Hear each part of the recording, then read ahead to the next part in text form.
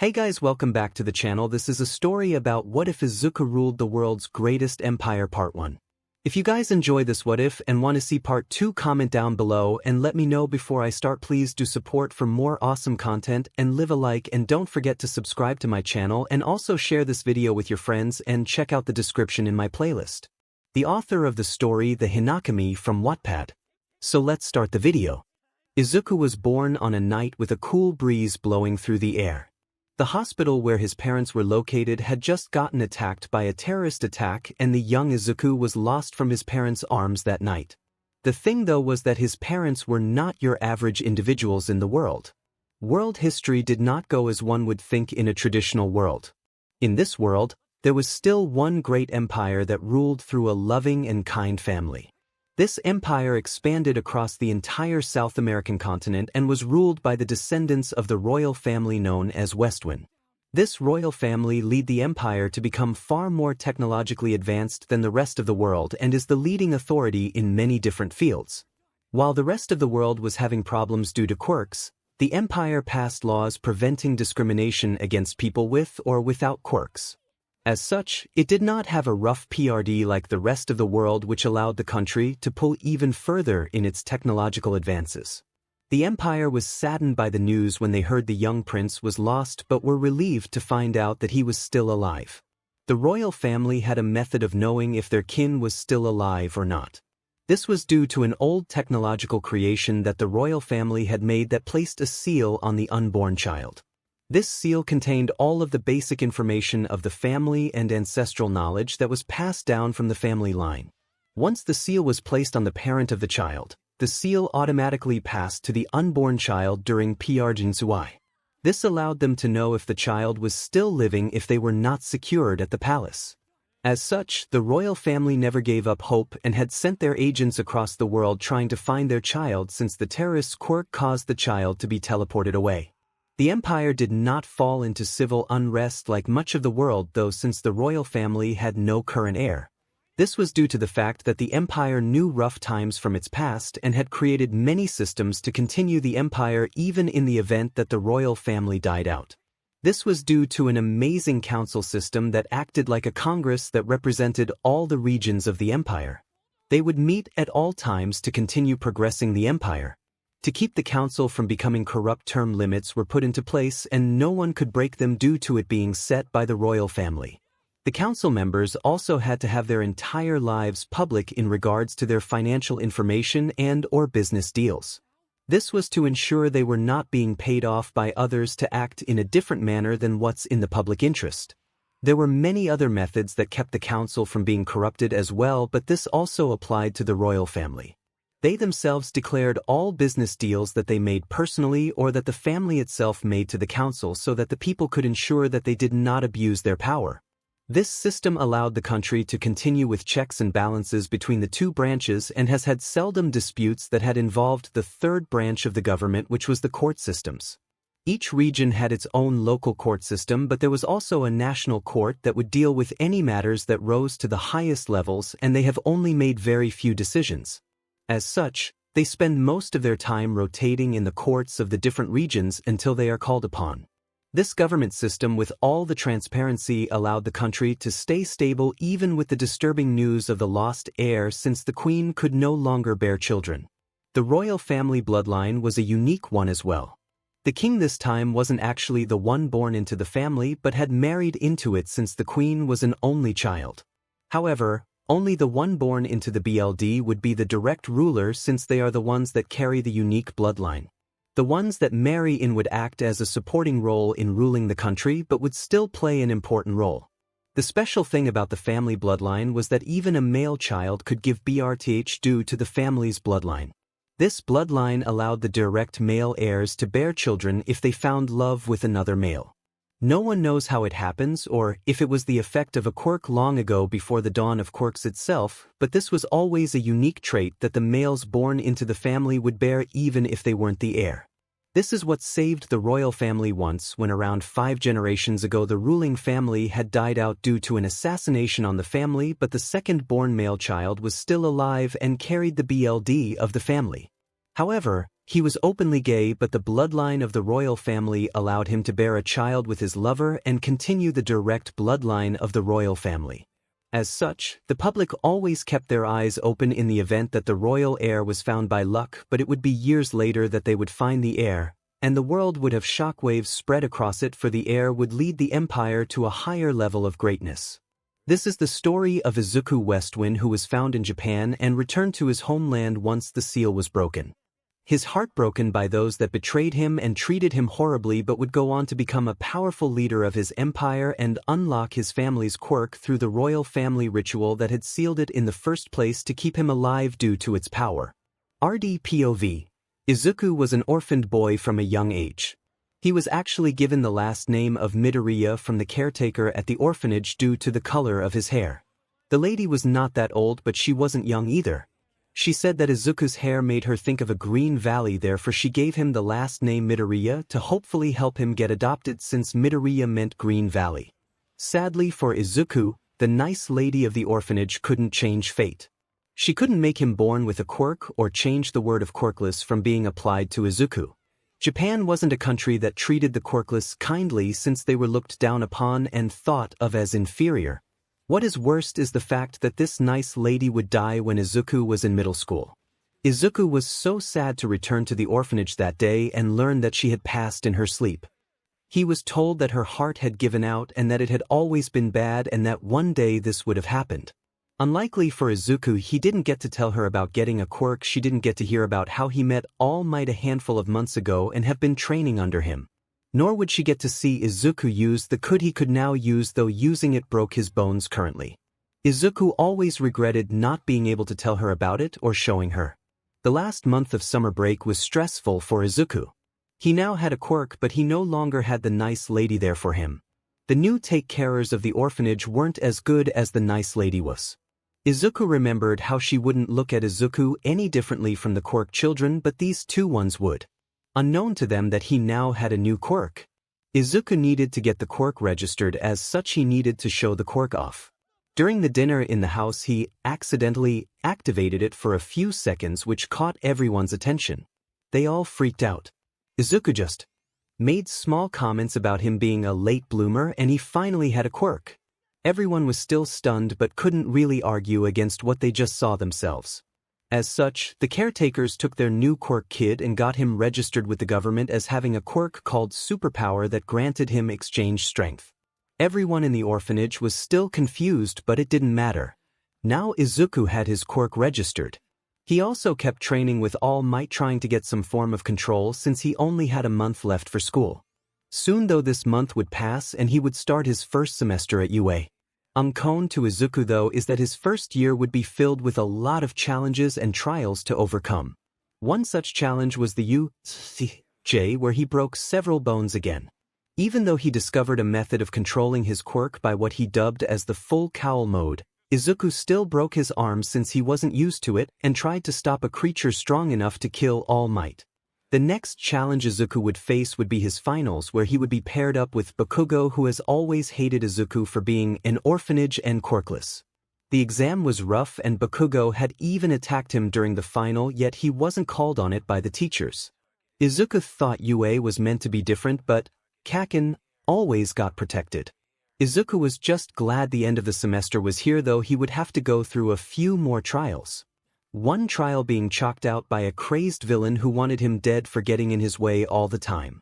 As such, Izuku had the life of him almost choked out of himself at the mall when he was getting gear for the trip. His friends had left him alone to go get their own things. Izuku was just glad he at least had some friends to talk to during his high school life, since most just hated him or avoided him in the past. As Izuku was thinking this, the camp was attacked by guess who? The League of Villains. Izuku ended up breaking a lot of his bones that night by defending Koda from a villain known as Muscular who wanted to kill Koda and just go on a bloody killing spree. The night ended with Bakugo being kidnapped and taken by the League of Villains. Overall, the night ended in a disaster that UA got attacked hard in the media. However, while the heroes were planning to go save Bakugo, there was another rescue plan being made by the students and Izuku agreed to go. He didn't really want to save Bakugo himself, but he wanted to ensure his friends didn't get killed. The night ended with All Might having his skinny form revealed to the world and Bakugo being saved. The main villain known as All for One was arrested and sent to prison, but the other League members escaped from capture and were on the run. This will come into play later, likely in the far future of the story. As such, the nation still had to be on guard. UA soon created a dorm system to help better protect the students from outside threats. However, unknown to the students and the public, the school was searching for a mole still. They had a belief that someone was feeding the League information the entire time that allowed them to do so many attacks without any problems. As such, when the staff and students started living on campus, they were being watched at all times. Soon, the work studies begin as the students, for the most part, all passed their provisional exams and would be out on the field working with heroes that would take them. One hero in particular took on Izuku Midoriya, aka the hero Deku. This hero was Sir Night-Eye, whose sole purpose for taking Izuku on was to ridicule him and convince him of giving up One for All to Sir Night-Eye's choice 𝗵𝗡𝗡, who Sir Night-Eye believed to be a better fit for the 9th user of One for All. This caused a strain on Izuku's already fragile confidence level, since he was always bullied and looked down upon for being quirkless. Having Sir Night-Eye, the man who was meant to be his mentor during his work study, put him down as he did was hurtful. Soon, though, the work study took a drastic turn. Izuku now faced a far larger challenge and had to save a girl called Eri from the Japanese mafia who were using her BLD to make quirk-destroying bullets. Izuku did have Eri in his hands at one point, but had to let her go since she went back to the villain leader, which made Izuku feel so much regret. The mission was decided on when they would save Eri, and it commenced only 1 week later. It was currently the middle of their second semester as this raid was going on. Izuku and everyone else put a lot of work into the raid, and it was successful for the most part. They had saved Eri but had lost Sir Night-Eye. Izuku didn't know how to feel about that. He did cry, but he also didn't feel too much sadness since Sir Night-Eye was so cruel to him. Soon time passed and the summer festival happened, and they had put a show on for the school and were able to make Eri smile. This made Izuku so happy when they were able to get her to smile. Soon weeks passed and everything returned to normal, though one day that changed, and it would change Izuku's life forever. As Izuku woke up one day a bit late, he quickly got changed and made his way to class. Though he noticed that none of his classmates were still in the dorms and everyone was already cleared in the halls. Izuku got close to his classroom and then heard talking from inside that made him freeze. "Did you guys hear Izuku was the UA traitor?" stated a voice that sounded like Uraraka. Some dismissed this statement while others confirmed that they heard it as well. Others were talking about how creepy Izuku has always been and that it wouldn't be strange for him to be the mole. They even mentioned his notebook that he kept notes in and how he could be selling it to the villains. That doesn't even make logical sense. If I was the mole, everyone would be dead due to the detailed information I have in those notebooks, Izuku thought. Izuku then opened the door quickly and looked at everyone with tears down his face. "You all really believe I would betray you? After everything that has happened?" Izuku stated. No one answered him. Even Bakugo refused to. Then Izuku felt fabric around him and knew it was his teacher. He turned his head and saw Aizawa-sensei, Principal Nizu, and his mentor All Might. Nizu started to talk with a bit of a cold tone. "Izuku Midoriya, you are under arrest for betraying Hero Society and providing information to the League of Villains," Nizu stated, and Izuku demanded proof of this.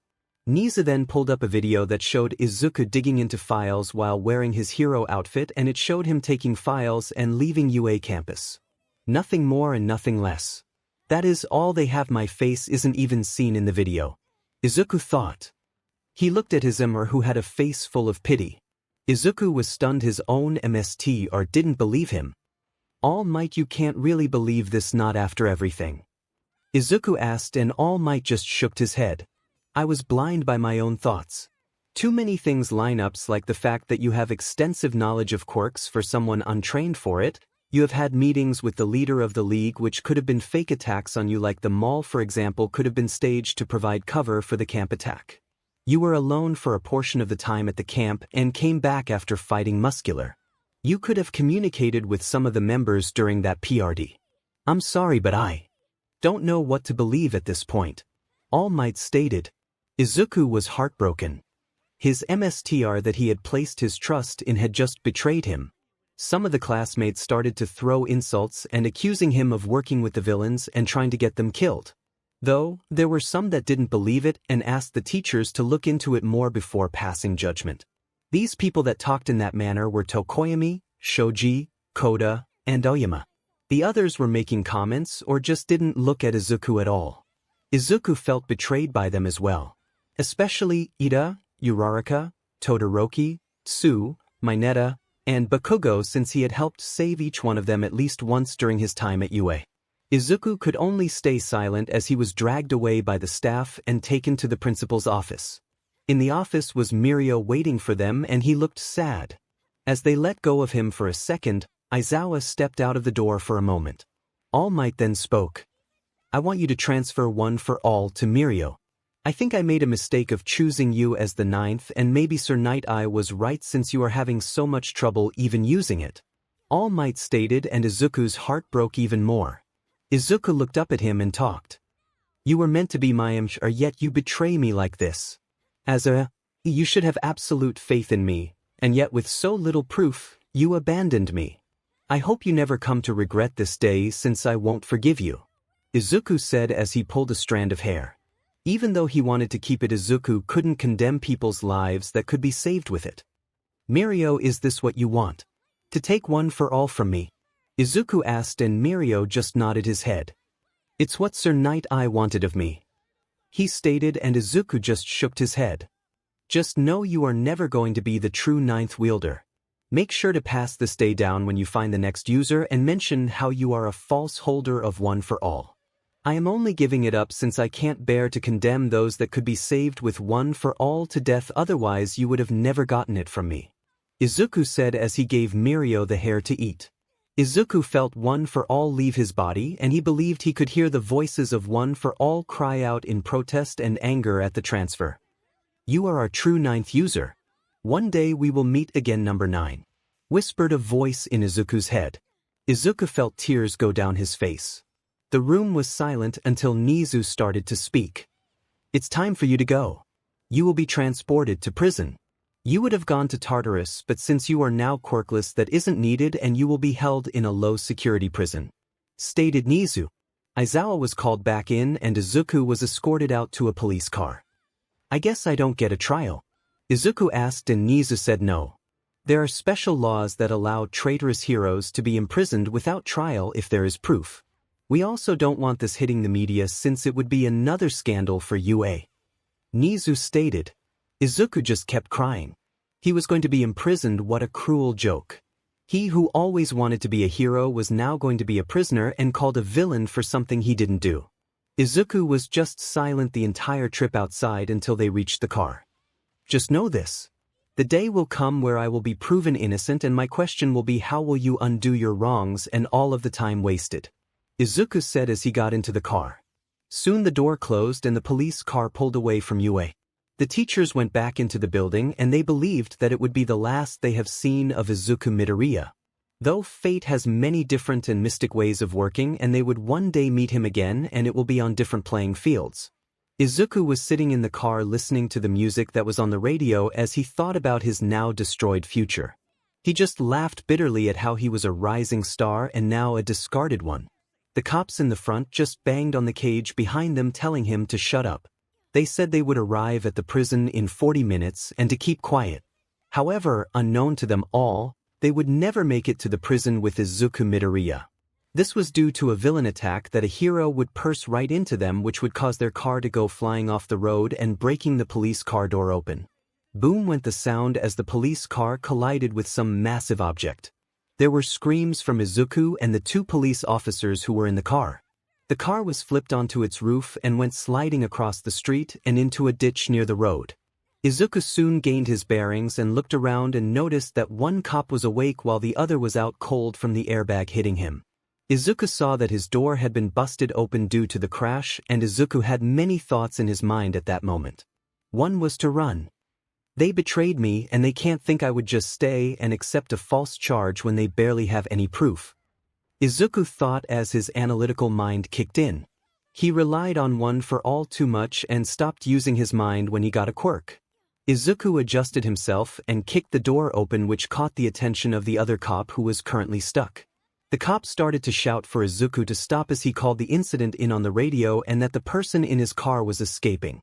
Izuku kicked again and the door came fully open enough for him to escape. The police didn't put him into the seatbelt since they thought he was going to be easy since they were informed of him being quirkless. They looked down on him and provided him means to escape.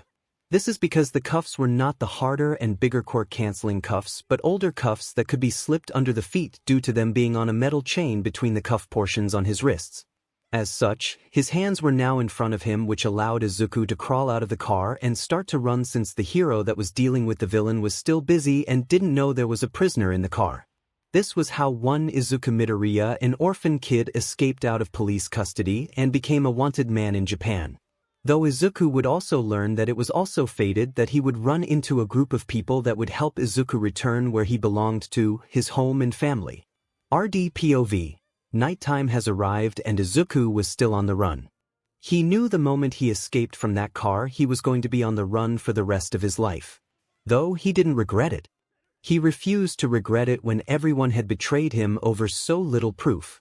Izuku knew he needed to find somewhere to stay for the night and find some scraps to eat. Izuku had gotten the cuffs off, though it did hurt his hands and wrists quite a bit. He first used leverage to break the middle chain by applying his body weight against the chain, which he put on the other side of a metal pole and snapped the chain. The cuffs were a bit old, so it happened, but only after a bit of work which strained his wrists quite a bit. He then worked on getting his hands out of the cuffs themselves since people would ask about them. He soon found a paperclip in the trash in an alley and started lockpicking the HNDCFFS. He had decided to break the middle section first since it would have caught too much attention by the way he held himself. Now he can hide his hands in his school uniform, which he really needs to get rid of. After about 10 minutes of working on the cuffs, he was able to get them off of his hands. Once that happened, he threw them away and started to search for different clothing. He saw a homeless man on the street and traded his clothing since his clothing was made of a bit heavier material that would keep the man warm. Izuku needed different clothing regardless of warmth since it would get him caught if he kept it. After trading the top jacket portions, Izuku dirtied his pants up so they looked old and not clean and newer so he would blend in better on the street. After accomplishing that, he started to get a move on it. As he walked past a store with a few TVs in the window, he saw his picture. The police had put out a wanted poster for him detailing his crimes and the fact that he escaped. "Guess I left you no choice but to get bad press, 𝗍𝗓. Hope you have fun with it," thought 𝗍𝗓. Izuku then got moving again since he knew he couldn't stay in the same place. Staying still means capture, capture means prison, and well, he is not going back to prison. Izuku knew he didn't want to harm people, but he would do what he needed to survive in this world now that it had betrayed him. One day he would prove that he is innocent and clean his name, but for now, he needed to plan and survive. Just like he has always had to do in this world. Izuku soon made it to a more crime-infested portion of the city where criminals and low-lives hang out and do criminal deals. Izuku would need to stay here and try to thrive in their world since he couldn't operate in the other portions of the cities. Izuku made his way down an alleyway street and saw a criminal deal after a criminal deal be made by criminals on the street. Izuku made his way down an alleyway street and saw a criminal deal after a criminal deal be made by criminals on the street.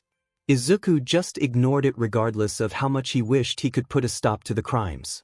He was no longer a hero and no one was in direct danger that Izuku was going to risk himself over someone buying drugs. As such, he just kept moving. Soon, he arrived in a shady building that through his training and hero work study that he came to learn that this was a place that info brokers would come to. They would buy and sell information or things that people needed. Most heroes ignored it since they also used the info brokers to get information on criminals. Izuku entered the building and moved to a table in the back where those looking to buy and sell would sit.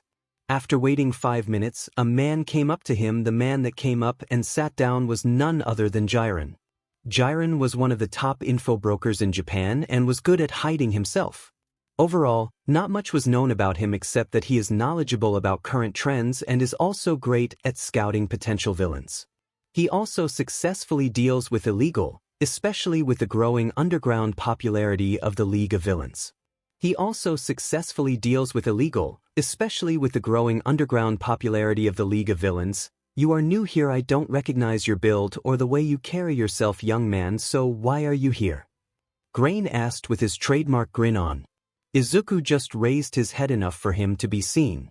You should know why I'm out and about, Grain. I am on the run from the law now due to the League, who I know framed me as a mole. Though I can't really hold that against them since UA bought it with so little evidence indicating it was me and had enough evidence to suggest otherwise. Izuku said, and Grain's eyes widened when he saw who it was. Jiren just surveyed Izuku and was silent for a few moments. What is it that you want? Jiren asked. Izuku looked at him in the eye and started to speak. I want a place to lay low at and to sell information. I need to make a living and I'm good at analyzing quirks and other things. It was ironic that fact was used against me when UA arrested me though. Izuku stated. Jiren just thought for a few moments and nodded his head. I need proof of your ability. Otherwise, I don't know how to value your business to other clients that may wish to purchase your services. Once you can provide that, I can offer you a safe house payment free for 1 month, and then after that, I will require a percentage of your services to cover the cost of the house, food, utilities, and the agreement to not sell your information to others. Deal? Jiren stated. Izuku nodded his head and said the percentage would be negotiated at the time of the 1-month mark, and anything he earned before then would be no cuts removed. Jiren agreed with the deal since Izuku was proving to be a good deal maker, and Jiren has heard the word of Izuku's ability to analyze in fights and wondered if he could apply it to other things. Izuku then asked for some paper and pens, and Jiren provided it while being confused a bit until he saw Izuku getting to work. Izuku in 10 minutes had provided an overview of the main members of the League's quirks and how to defeat them. Jiren's eyes widen a bit at this information. I can also do strengths and how to improve them and train weaknesses away if they can be. I can also do theories for quirk applications as well. Though that information will cost more. This is more just proof of concept of my work. Izuku stated. He wasn't really willing to do information on heroes at the moment but had no regrets doing it on villains. Jiren looked the information over and it was good information. He agreed that he would start scouting out clients for Izuku, and he then lead Izuku to a safe house that was 10 minutes away. He provided Izuku with a burner phone that had his contact information saved in it. I'll be in contact in roughly a week. I've just recently stocked this house about 2 days ago, so all the food should be good still. If any isn't and you really need something, then text me what it is. Otherwise, I restock the safe houses every 2 weeks since there is enough food to last 2.5 weeks. Jiren stated before leaving. Izuku went into the home and settled down. This is my life now, damn it. Izuku said as he started to break down. He hasn't had any time to break down until now. He just broke down quickly and quietly so he didn't attract attention from outside. He still had to be cautious of everything even though he had a safe house now. He wasn't going to trust Jiren outright and would need to be ready to leave whenever he needed to. Izuku quickly took a bath since he found a range of different sizes of clothing in the bedroom closet. At least he plans for everything and anything, Izuku stated to no one. Soon Izuku spent his time practicing his analysis abilities in preparation for work from new clients. After about 1 week, Jiren returned. He stated that he had a handful of clients that wanted basic work done on rival gangs. They had provided videos as long as they could of the other side using their quirks. As such, Izuku got to work, and 2 days later he was finished with everything and traded the information to Jiren, who delivered it. Another 3 days later, Jiren returned with an envelope full of money. Good job, kid. The information was well received and the gang took control of their opponent's territory without much of a fight. They delivered the agreed amount that I asked for, and you now have 500,000 yen. Jiren stated since Izuku's work was one of the best in the analysis field. Jiren knew that Izuku would be a large moneymaker for him and would help protect his whereabouts since Jiren had some standards. This work contained for 2 entire months, as Izuku would do analysis work for rival gangs and villain groups that wanted to take over other occupied areas. Izuku made a killing on the work. He would make around 3,000 to 500,000 yen per deal, and after 2 entire months of it had around $60,000 saved up, which was around 5,150,000 yen. Jiren took about $500 per deal, which was a bit of money but also not a lot with how much Izuku was making. Izuku was planning to start taking steps towards clearing his name when one day Jiren called out of normal and yelled for him to grab his SHT and run. The heroes somehow figured out the specific area you are in. You need to leave now. When you are sure you are far away and safe, then contact me and I will set up a new safe house, but don't try to reach out until you are far away and are sure you aren't being followed, since if they get me you are also screwed on finding someone to hide you, since I'm the best at it and it took them 2 months to find you. Jiren yelled. Izuku was already moving and getting everything. However, while Izuku was running around in a rush, there was another group of people not connected to the events that were going on that Izuku would have an encounter with. This group was a group of special agents that were preparing to leave the Great Western Empire Embassy in Japan and head towards the port to board their nation's military ship that would be ready to leave dock once they arrived. These agents had been in Japan for a few weeks to help train some Japanese heroes in more hidden movements and hideout raiding. The Empire did not have a traditional hero system like other countries or like Japan. Instead, they had a special force called the Empire Guards that worked similar to heroes who dealt with more internal matters alongside the police. The Empire Guards was just a special branch of the police that was far more heavily trained than normal police officers, instead of being separate and being a part of the entertainment industry like it is in Japan. Outside of the Empire Guards, the police, and the military, there was also one more group, which was the Imperial Guards. The Imperial Guards was a branch of the military who served and guarded the royal family and went wherever they went. They were also heavily trained and are rumored to be able to fight a high-level villain on their own to ensure the protection of the royal family due to the sheer amount of training they go through. Now, the Empire Guard agents also leave the country to do special training with other countries' heroes to help keep relations stable and friendly. Normally, they would just fly out of the country on a plane, but they were going to ride the military transport back to their homeland, since it had been scheduled to pass by Japan with one of the main fleets that were returning from an international patrol mission. However, unknown to them, it would become a historical day for their empire. As the guards were leaving the embassy, Izuku was also leaving the safe house and was now on the run again. He was lucky that Jiren called when he did, because once he had gotten about a block and a half from the house, he heard police sirens go down the block where the house was, and a handful of heroes stormed the house. As such, Izuku ducked into an alleyway and started to run as far as he could. After about 15 minutes of running, he came to a crossroad, and as soon as he went to the other side of the road, a handful of black sedans drove past him. Izuku didn't know, but at that moment inside one of the sedans was an agent with a special ring. This Empire Guard was a part of a long-standing mission. The mission was to find and retrieve the lost prince of the Empire. The moment they passed within 30 feet of Izuku, the ring started to heat up, lightly causing pain to the agent. He hissed a bit in pain and looked at what was causing the pain. His eyes widened. It can't be, he thought. He yelled for the car to stop, which confused everyone. Stop the damn sir now, he yelled. The cars came to a stop on the side of the road. He got out and looked around. The ring wasn't burning anymore. The other Empire Guards got out and asked him what was wrong.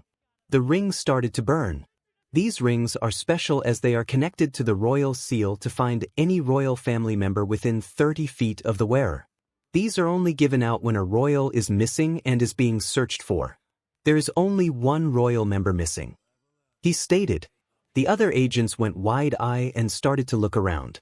The agent with the ring started to walk where they drove from. Soon he noticed a young man with green hair that had just entered an alleyway.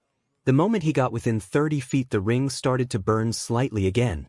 Found him. We have found the prince, he thought. He walked towards the young man and the young man noticed. His eyes widened and then started to bolt, but the other agents were too skilled and had already blocked off the other escape routes. They were not going to lose the missing prince when he was this close to them. The young prince started to yell something. Did they really contact the Empire's guards of the Westwind Empire to capture me? They really are trying to get rid of me that badly. The young prince yelled, and the guards were horrified that someone was after their prince, and he thought that they were after him as well. The main guard introduced himself. Please calm down.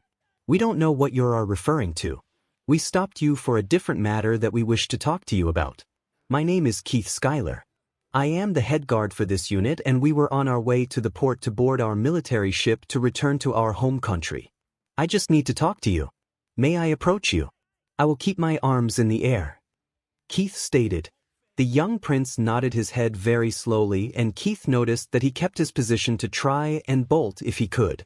The young prince nodded his head very slowly and Keith noticed that he kept his position to try and bolt if he could. Uniform for the Empire Guards. Uniform for the Empire Guards. Their uniforms are standard for all agents to ensure people know that they are members of the Empire's Guard. Now, in Izuku's mind, he was freaking out. He didn't understand why the Empire's Guard would be wanting something from him. They stated they weren't after him for the other matter, but he didn't do anything else. The guard named Keith walked slowly towards Izuku. Izuku knew he was outskilled due to what he knew about these agents and he had no hope of winning without a quirk. The agent kept walking to Izuku with his hands in the air. He stood within about 5 feet of Izuku and started to talk. The other agents seemed to relax a bit with him. Close to me, thought Izuku. Now the reason we stopped you is because we need to confirm something with you. See this ring on my finger? He asked and Izuku nodded his head, not understanding what he was getting at. This ring is called the Royal Finder Ring. It's meant to locate any missing Royal BLD member within 30 feet of the ring user. These rings were given out over a decade ago when a royal member went missing and I believe it's triggering off of you. Will you let me test and verify your identity to see if you are the missing royal member known as Izuku Weston? Stated the guard name, Keith. Izuku's eyes widen. What how I am just an orphan who was found on the streets where I was abandoned. I can't be your missing royal member. Izuku stated. Izuku thought Keith was crazy. I just need a few drops of your BLD to make my ring. React to it. If it does the correct reaction, then we know who you are. If it doesn't, then you are free to leave because we won't get involved in any criminal matters of Japan since we are not their police force. What do you get to lose? Empire's Guard Keith asked. Izuku thought it over and knew he couldn't lose anything. He held out his hand that had a fresh cut from all the running when he scraped it on something in the house. Keith raised the ring under Izuku's hand and wiped some BLD onto the ring. Everyone tensed up and waited. After a few seconds, Izuku just got ready to leave when the ring started to change. The ring had a phoenix on it that was holding a dull-looking gem. The phoenix also had red rubies for the eyes and in the center, the gem turned from the dull gray-looking gem to a red ruby gem. The phoenix also had red rubies for the eyes and in the center, the gem turned from the dull gray-looking gem to a red ruby gem. Everyone was stunned and Izuku was confused. The other guards started to move towards Izuku, which put him on guard until they all fell to one knee and put one arm across their chest to their shoulder and greeted him. Greetings, Your Highness, Izuku Weston. They stated all at once. Izuku was shocked. Then the Empire Guard named Keith got up and kept an arm across his chest to his shoulder. The ring has verified that you are the missing heir. Will you please return with us to the Westwind military ship to return to your parents and your empire, or do you need to go somewhere else first? Keith asked while keeping his position. I don't understand, how am I the missing prince? Just 5 minutes ago, I'm running from the Japanese police and heroes for escaping them since I've been framed for being a traitor to the Hero Society, and now you are telling me that I'm a prince. Izuku stated. The guards tensed when he said he was being chased by the Japanese government. Keith acted right away. We can explain more, but please get into our cars if you are indeed being chased by the law. They can't touch you in those vehicles since they have diplomatic immunity. You will have it also in the future, but you need to return to the Empire first for that and be registered with the government. We can protect you and keep you safe. So please just get in the car so we can explain more details. We can't lose you again, sir. Keith stated with a determined look. He refused to let his empire's prince go missing again and worst be captured by the Japanese government. Soon they heard police sirens and this forced Izuku to act. He agreed to get in the car and they all moved quickly. One guard ripped off the fabric that hanged off them and laid it over Izuku's head to hide his hair since it was long enough for it. Most of them surrounded him since they were a bit taller and could hide his body. As the police were coming, Izuku was put in the car. The police car came to a stop and asked them if they saw anyone with green hair, and Keith stated no. The cop was about to ask more questions, but Keith turned around and got in the car when the cop ordered him to stop. "So you need to stop. I have more questions," stated the officer. Keith turned around and looked at the officer. "Wrong. I'm here on a diplomatic mission from my government, and me and my men have diplomatic immunity. Now, we must be off since our military transport ship will need to leave dock soon," Keith stated, and just got in the car, which took off right away without waiting since Keith was the last member to get in. RDPOV. Izuku was now sitting in the car with Keith and some other agents as they drove in a convey style, with Izuku's car being in the center of the convey getting protected. "We're clear of any police currently, and we are 30 minutes out from the military transport. I've called ahead and told them to be ready to ship off the moment we arrive and to warn the fleet to be on high alert. I didn't inform them of the reason and said we would explain when the fleet is together," stated one agent in the front of the car. Izuku's mind was still going to all different places. He still couldn't believe that he was running from the police and now is being taken to a military ship to go to the Great Westwind Empire. "So you said you would explain things in the car, so please explain how I am the prince, since I'm still having trouble believing it," Izuku stated. The main agent nodded his head and started to talk. "Everything started with your birthday in July. It was a calm night as you had just been born, and the Emperor and Empress were celebrating your birthday when the attack happened. Someone used a teleportation quirk to get into the building past the main guards and set off a bomb. During all of the confusion, they attempted to kill the entire royal family, but the guards stopped them first. As they were dying, they used their quirk and teleported you away out of Her Majesty's arms. This was the day you were lost, and we scoured everywhere we could in the Empire, but you were never found. However, the royal family has a special seal that is placed on all royal members. Unborn children get it via their parent that is giving birth, which allows it to transcribe onto the child. This allows the royal family to know if a royal member is still alive or not. This allowed us to know you were still alive," Keith stated. Izuku asked about the seal, and then Keith asked if he had any birthmarks that looked like a phoenix. Izuku did, and he showed it since it was on his left side of the torso. Keith looked at it and confirmed that it was since the ring and the seal lit up when they got close to each other. The seal is permanent on your body, but seal inside of it is knowledge of the entire empire that is passed down from each generation. It includes languages, political information, and many more things.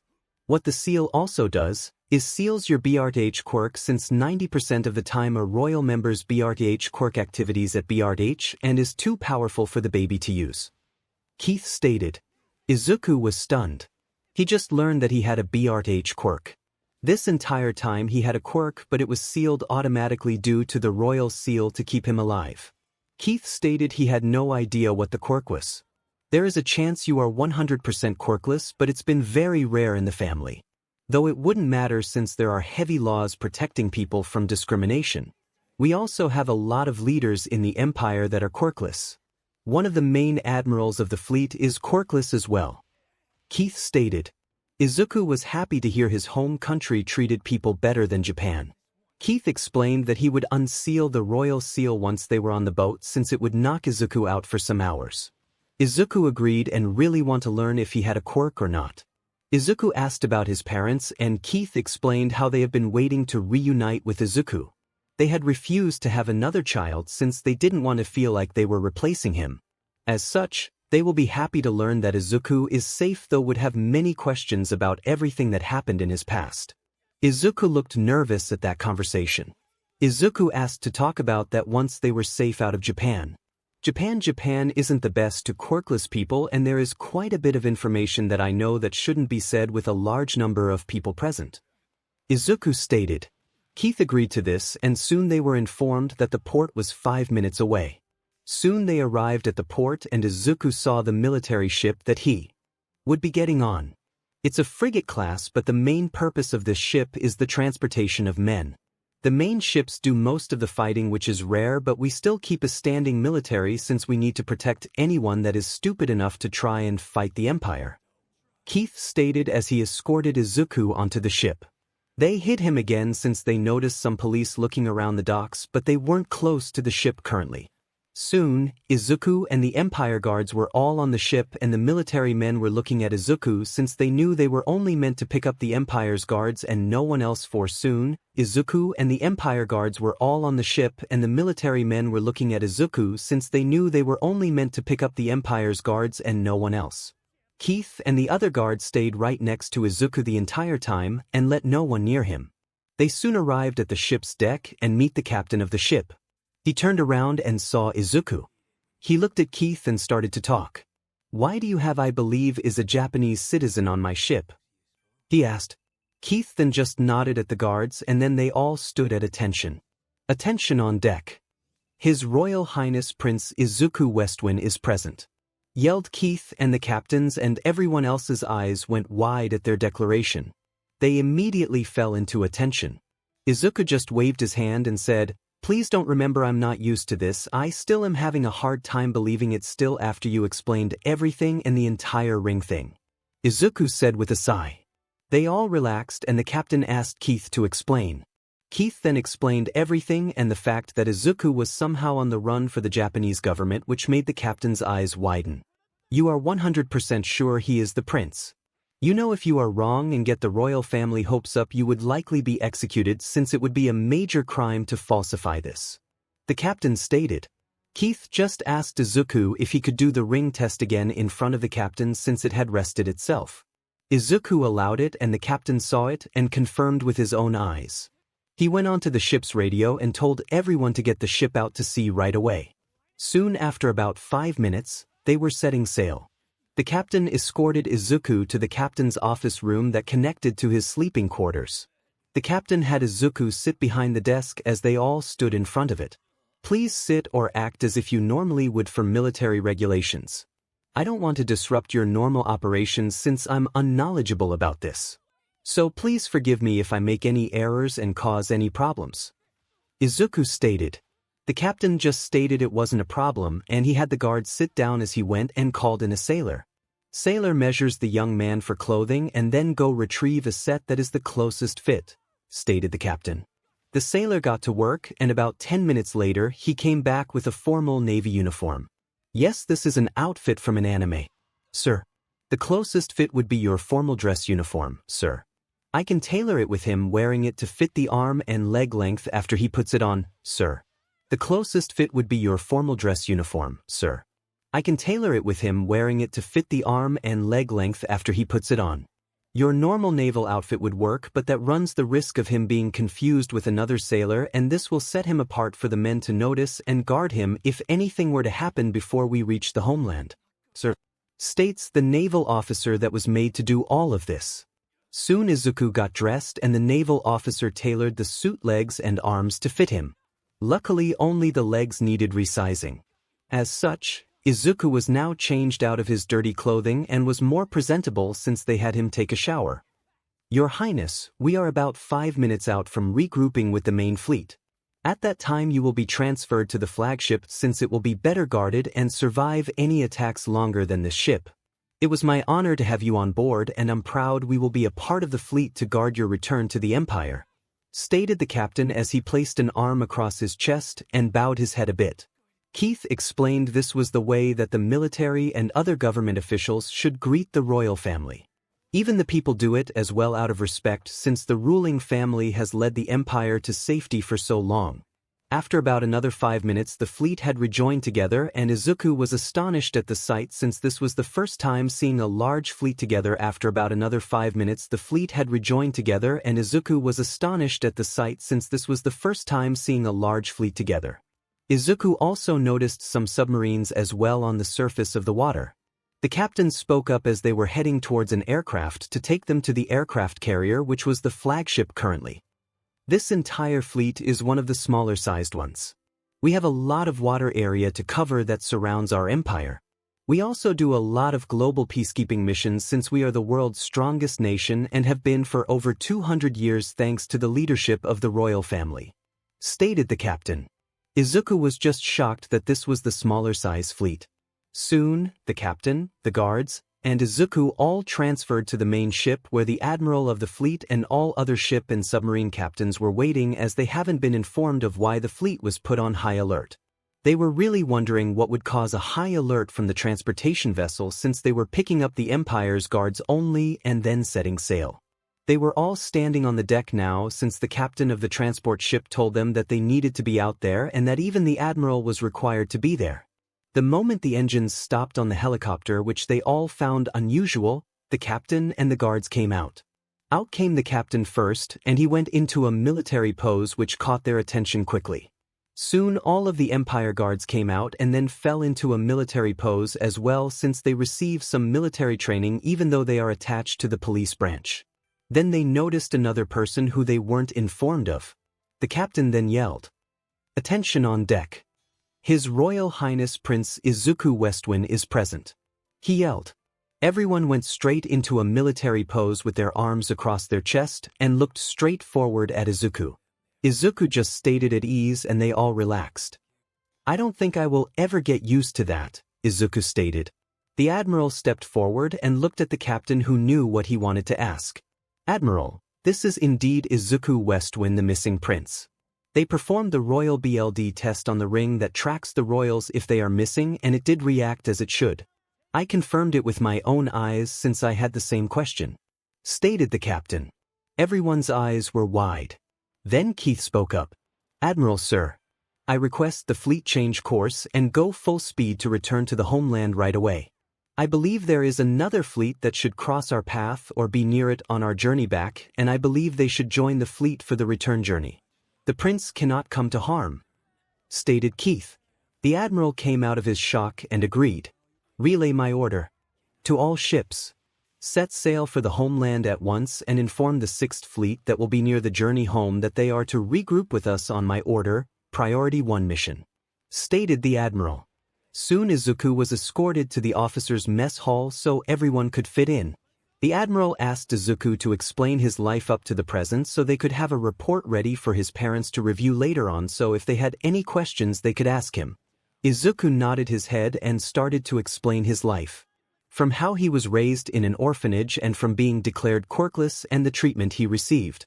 He did state that he acquired a different quirk that wasn't from the royal family seal but had lost it when he was accused of the crimes he was arrested on. He explained how he escaped and what he did in between the time he escaped to now.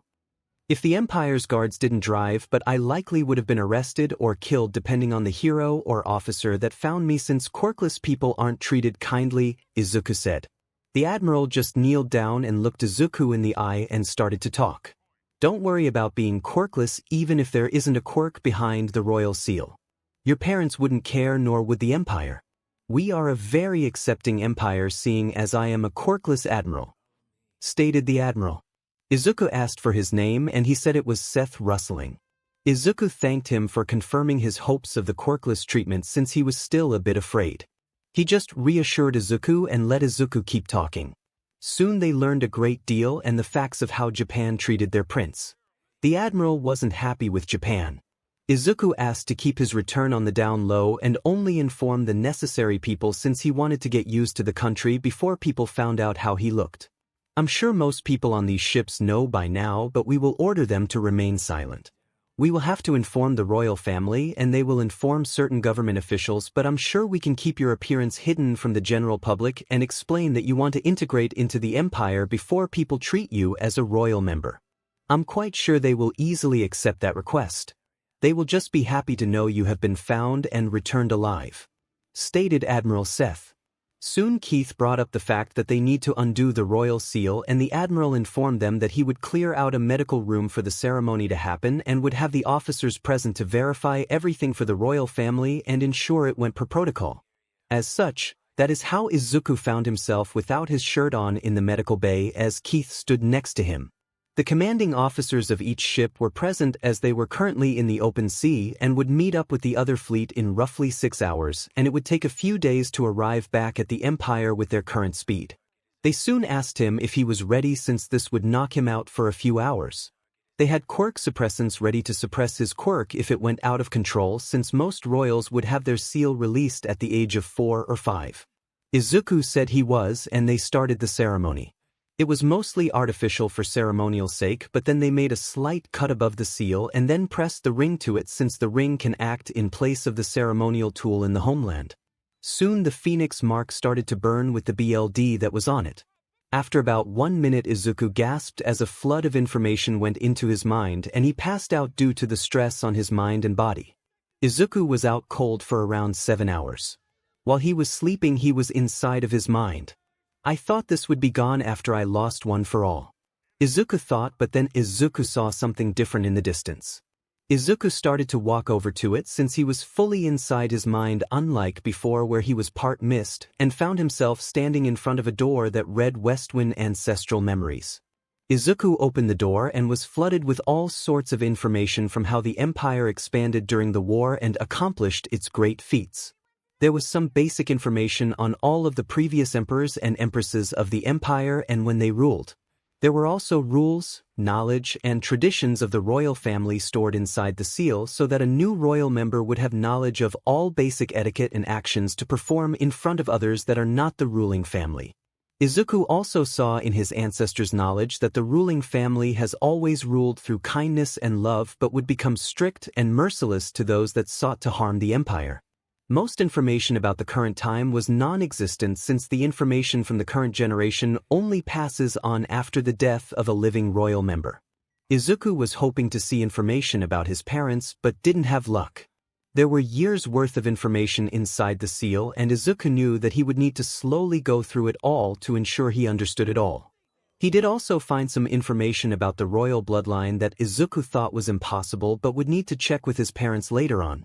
After what felt like only 10 minutes but was actually hours, Izuku started to wake up. Izuku groaned as he tried to sit up, but a hand pushes him back down. It was a medical officer and Izuku then remembered where he was at. "How long have I been out?" Izuku asked. The officer looked at the clock and responded, "You've been out about 7 hours now, sir. We just finished combining the two fleets together into a medium-sized fleet," stated the medical officer. They then asked Izuku if they could perform a basic health assessment but did also note that the royal family would have him undergo a very detailed one to understand his current health issues. Izuku agreed and the medical officer got to work. After about 40 minutes the officer was finished and he wasn't happy to see the damage done to Izuku's body over the years.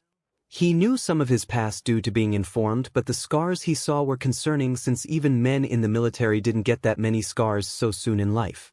He didn't make any comments about it and only documented everything he noticed and saw and placed it in the medical files on the computer under his former last name Midoriya to keep them hidden from prying eyes. The medical officer called the Emperor guards and they soon arrived to escort Izuku to the control deck. Izuku soon arrived and found the admiral talking to some officers. They went into their military salutes when he walked in and Izuku acted a bit more calmly this time and waved his hand and told them to be at ease. "I see some of the information from the royal seal is kicking in," noted the admiral and Izuku agreed. "It makes it a bit easier but I still will need to adjust with people looking up to me for so much leadership. I was wondering how far we are from home." Izuku asked and was a bit tense with the word home since he never truly had a home. He's only had places he stayed to survive. The admiral stated that the entire fleet slowed down slightly to ensure all ships would keep up but they were not concerned with any attacks due to the size of the fleet. "We will be arriving in 4 days' time. Until then we will try to make you as comfortable on board as we can since I know you are not used to sea life," stated the admiral. Izuku thanked him and asked if he knew any good place to try and gain some quirk control before he arrived in the empire. "We can have you go out on the deck but we run the risk of you having a very destructive quirk. As such, I will have to request you wait on practicing to any large level. However, that doesn't mean we can't have you feel for it and start understanding the principles behind it under the guidance of some military quirk counselors since we do have military families on the bases in the empire and our foreign bases," stated the admiral.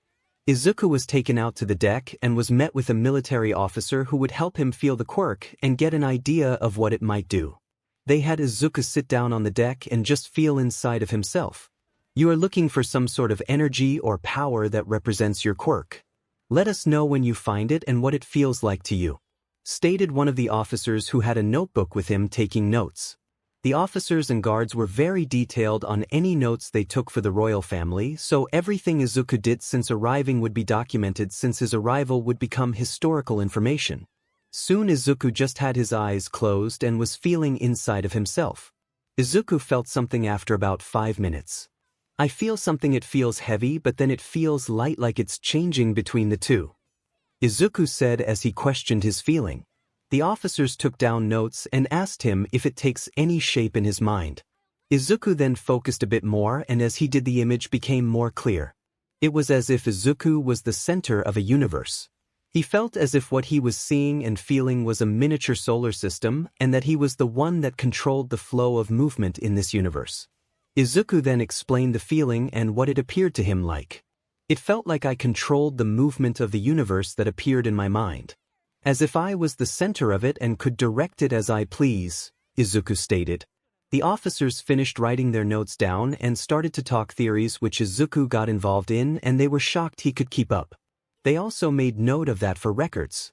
Soon after all three of them talking, they came up with a few ideas of what Izuku's quirk might be. One was a form of telekinesis that was powerful based on his description. Another was some form of gravity manipulation. Nothing else seems that it would fit. How he described it would fit these two, but I'm leaning towards the gravity one since you stated it felt like you were the center of it. In science, the sun is the center of the universe, and while everything has its own gravity, the sun is the biggest one normally, and everything typically moves around the sun itself, which in this case would be you, stated one officer, and they all agreed that it was the best fit. Now I know you want to test it and figure it out, but we can't do that here. If it was some weaker quirk, maybe the Admiral would approve, but since it's a gravity one, so many things could go wrong out at sea. As such, we need to wait for any more tests to be done on land where we won't endanger people's lives, stated the other officer. Izuku agreed with this since he didn't want to risk anyone either. Soon they left to go to the mess hall since it was past time to eat lunch, and Izuku was now hungry. After about 15 minutes, the Admiral arrived in the mess hall, and Izuku told him at ease since any military or police would go into that stance when they walk into a room with him until he stated for them to go at ease. The Admiral sat down at Izuku's request and they talked about a few matters. I heard you finished the basic quirk consulting. Were you all able to figure what your quirk might be if you have one? The Admiral asked, and the guards gave him the notes from the officers. The Admiral was shocked that it was likely a gravity control quirk since they are rare and powerful ones. They then talked about how the fleet has already alerted the royal family, who was frantically waiting for the arrival of the fleet. Your parents are happy and excited to hear about your return. I did inform them of your request of wanting to be able to integrate into the Empire without everyone knowing who you are right away, and they found it reasonable since you wouldn't be used to all the attention being a royal would bring, stated the Admiral. Soon they finished eating, and Izuku asked if there was anywhere he could train physically on the ship since he hasn't had time to train in the past 2 months since being removed from UA. The aircraft carrier did have a small gym aboard the ship. It was tight and wasn't a lot of space between equipment, but it was enough to be safe and for people to move around. Izuku got changed into some workout clothing that the crew provided and got to work. Most of the Empire guards stayed outside to provide room, but 2 did get changed and worked out with Izuku so there would be someone near him. They were more or less performing the duties of the royal guards until Izuku was transferred to their watch.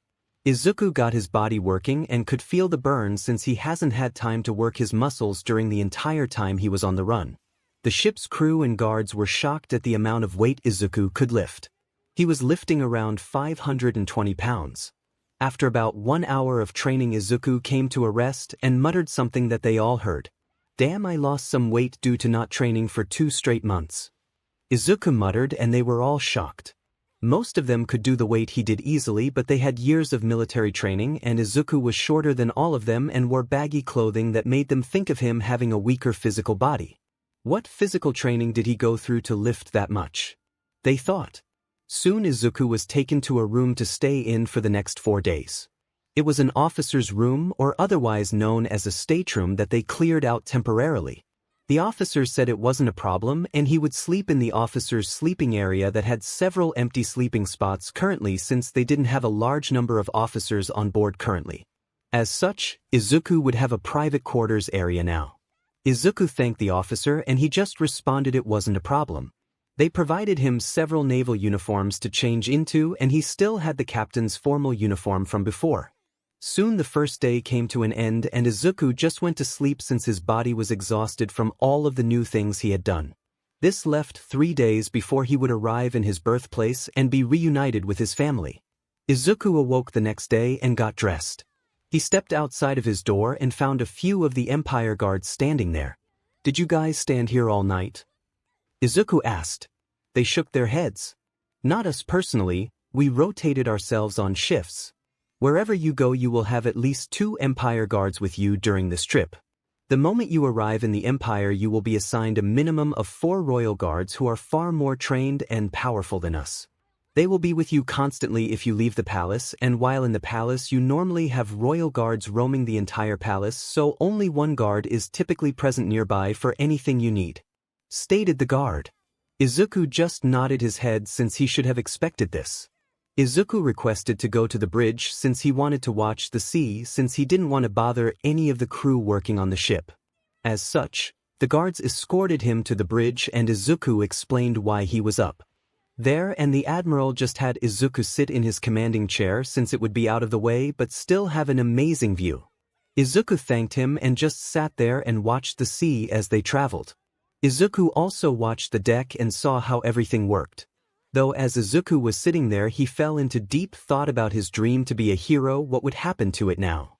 The admiral noticed he was in a deep thought that was troubling him and decided to ask about it. "Your Highness, what troubles you?" he asked, and Izuku took a second to realize he was being talked to.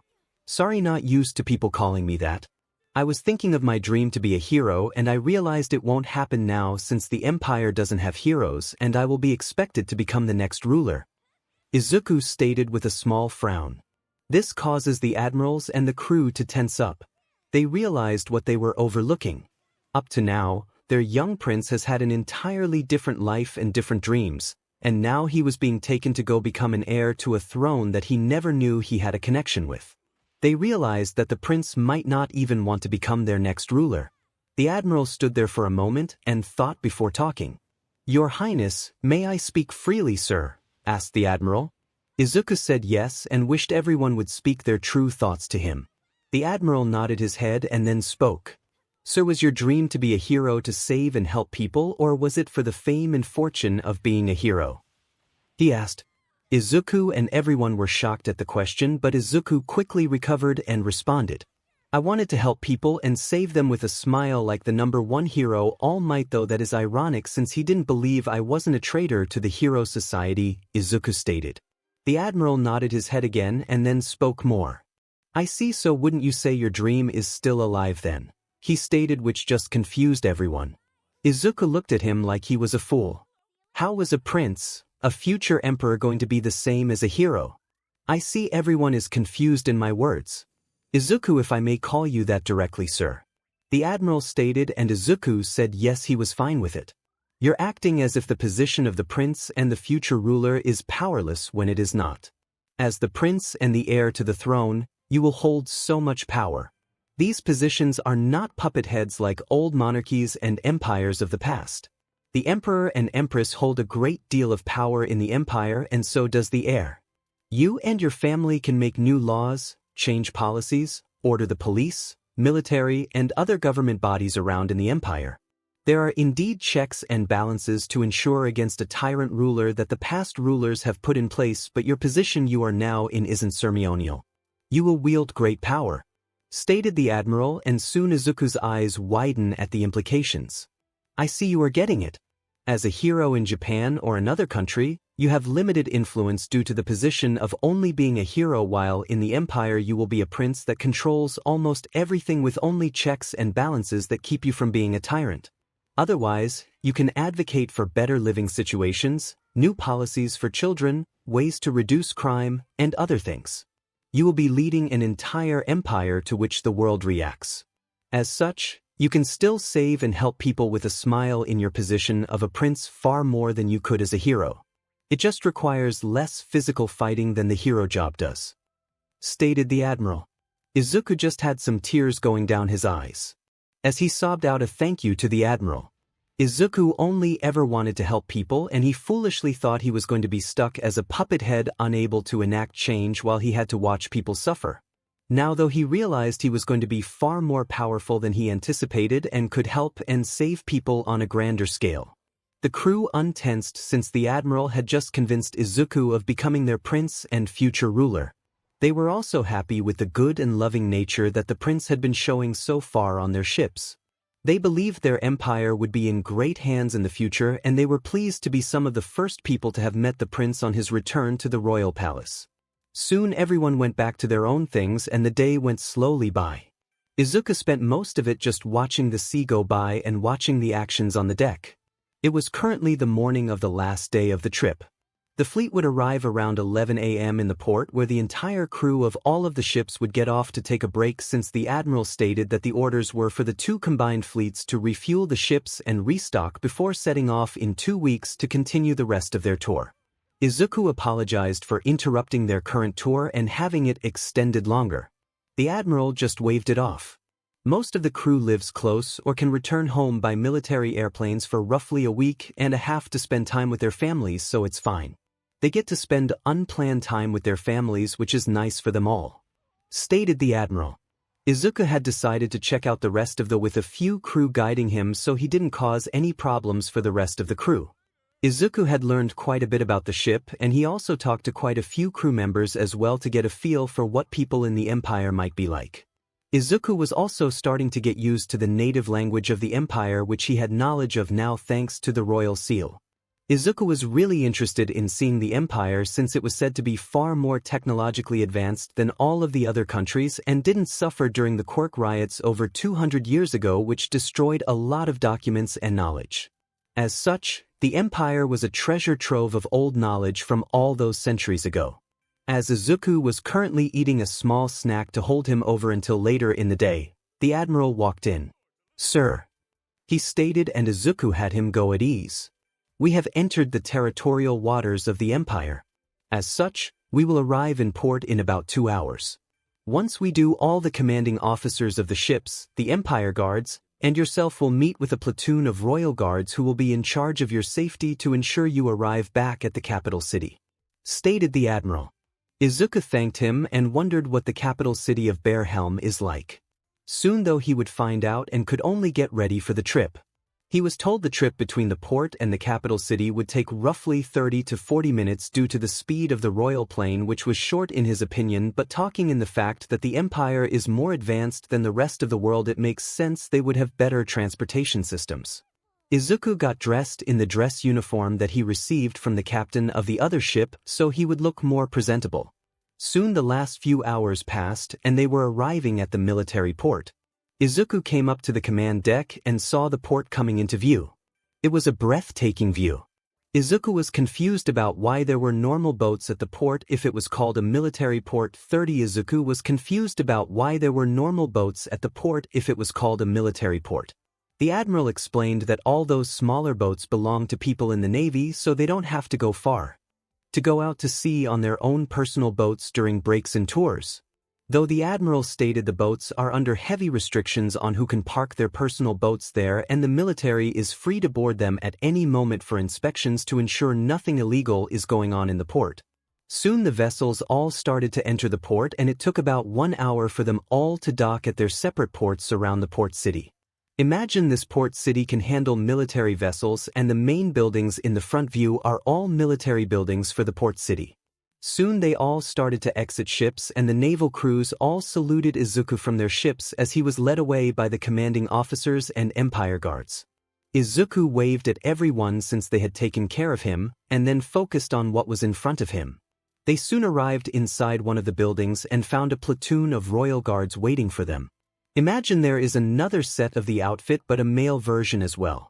One of the royal guards walked up, and then they all kneeled to him with one arm across their chest. One of the royal guards walked up, and then they all kneeled to him with one arm across their chest. "Greetings, Your Highness. We are thrilled to have heard you were found. Your parents are awaiting our arrival back in the capital city. We will be taking the royal plane and have SCRT planes following around your aircraft in the air. I'm the head royal guard for this platoon, Leon Warren," stated Leon, the now identified head guard for this platoon. Izuku told them to stand up, and soon after a few words they started to head towards the royal plane and were up in the air in 10 minutes. Izuku noticed there were some transport aircraft carrying the other royal guard while there were about 6 of them in his aircraft. He also noticed some advanced-looking fighter planes following them and in front of them. The main royal guard questioned the commanding officers for details of what has happened so far, and he started to review the notes and documents that they have put together. Keith did inform the royal guard of the incident in Japan. We might need to talk with the royal family and the council about any agreements we have with Japan currently. The treatment of their own people in addition to our prince can't keep going. They arrested him on a very lacking amount of evidence when they had evidence that countered it. Keith explained as he pulled out a laptop from one area and pulled up the Japanese news about Izuku still being on the run and has been missing for 2.5 months now. The royal guard wasn't pleased with the news he was seeing. He made a few calls and Izuku could hear him give some orders to people. Somewhere about getting a detailed report of Izuku's entire life and then looking into the incident that got him arrested and to find evidence that counters their claims. Sooner or later we will be able to prove them wrong. Hopefully, we can secure his personal effects as well, since those notebooks would be great proof against their claims, since he would have already had all of the information and wouldn't need to steal it, stated Leon. Izuku just smacked his head. I forgot about my own damn notebooks could have proved my innocence that day. Izuku groaned. Leon and Keith just chuckled a bit and told him they would prove his innocence one day. Regardless, even if we can't find proof, it won't matter since they can never arrest you.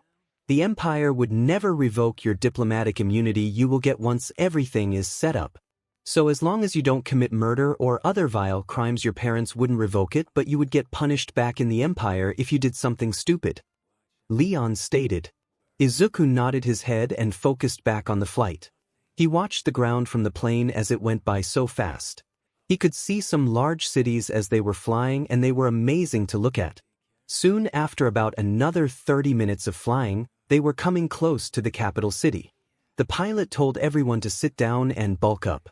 After about another 5 minutes, they landed and taxied on a runway where there was a convoy of vehicles waiting for him. As the royal guards went out first, Izuku followed with the Empire guards and commanding officers right behind him. Everyone present saluted him with one arm across their chest.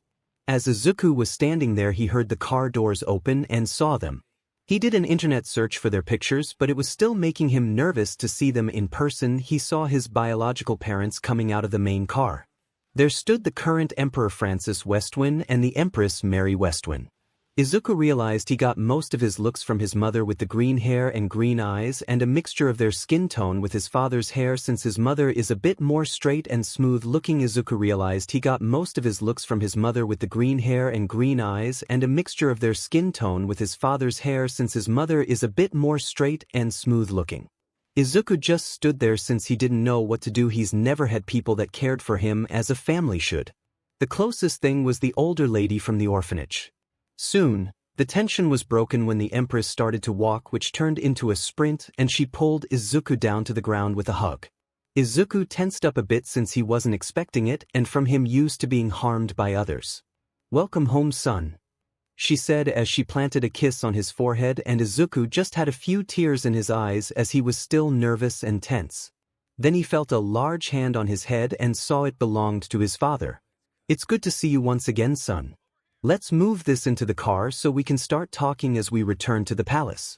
I'm sure you have a lot of questions for us like we do for you," stated Francis as he just lifted Izuku's mother up into his arms to carry her since she was still crying a bit. Izuku just got up with the hand Francis offered and they walked to the car.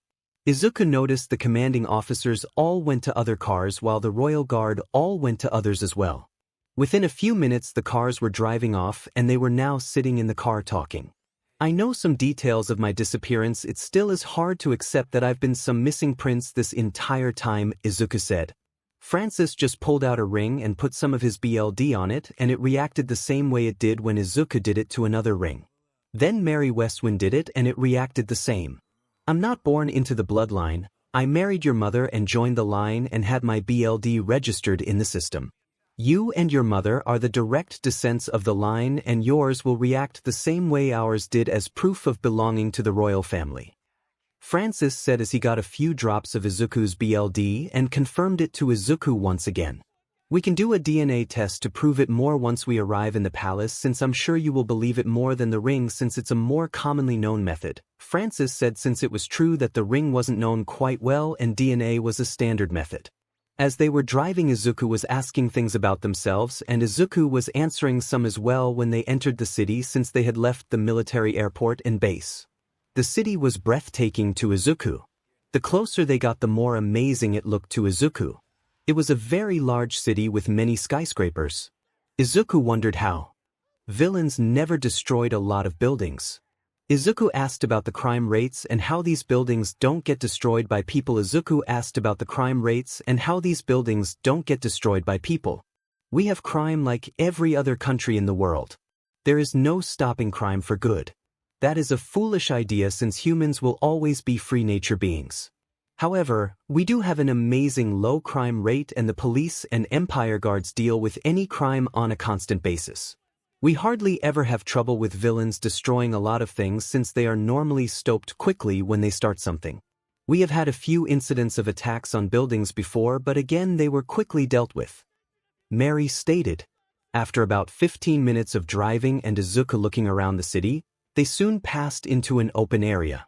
Izuku noticed that all the buildings were spaced away from the buildings in the middle, and this building appeared to be the royal palace. The palace was built on elevated land which had a lot of trees surrounding it.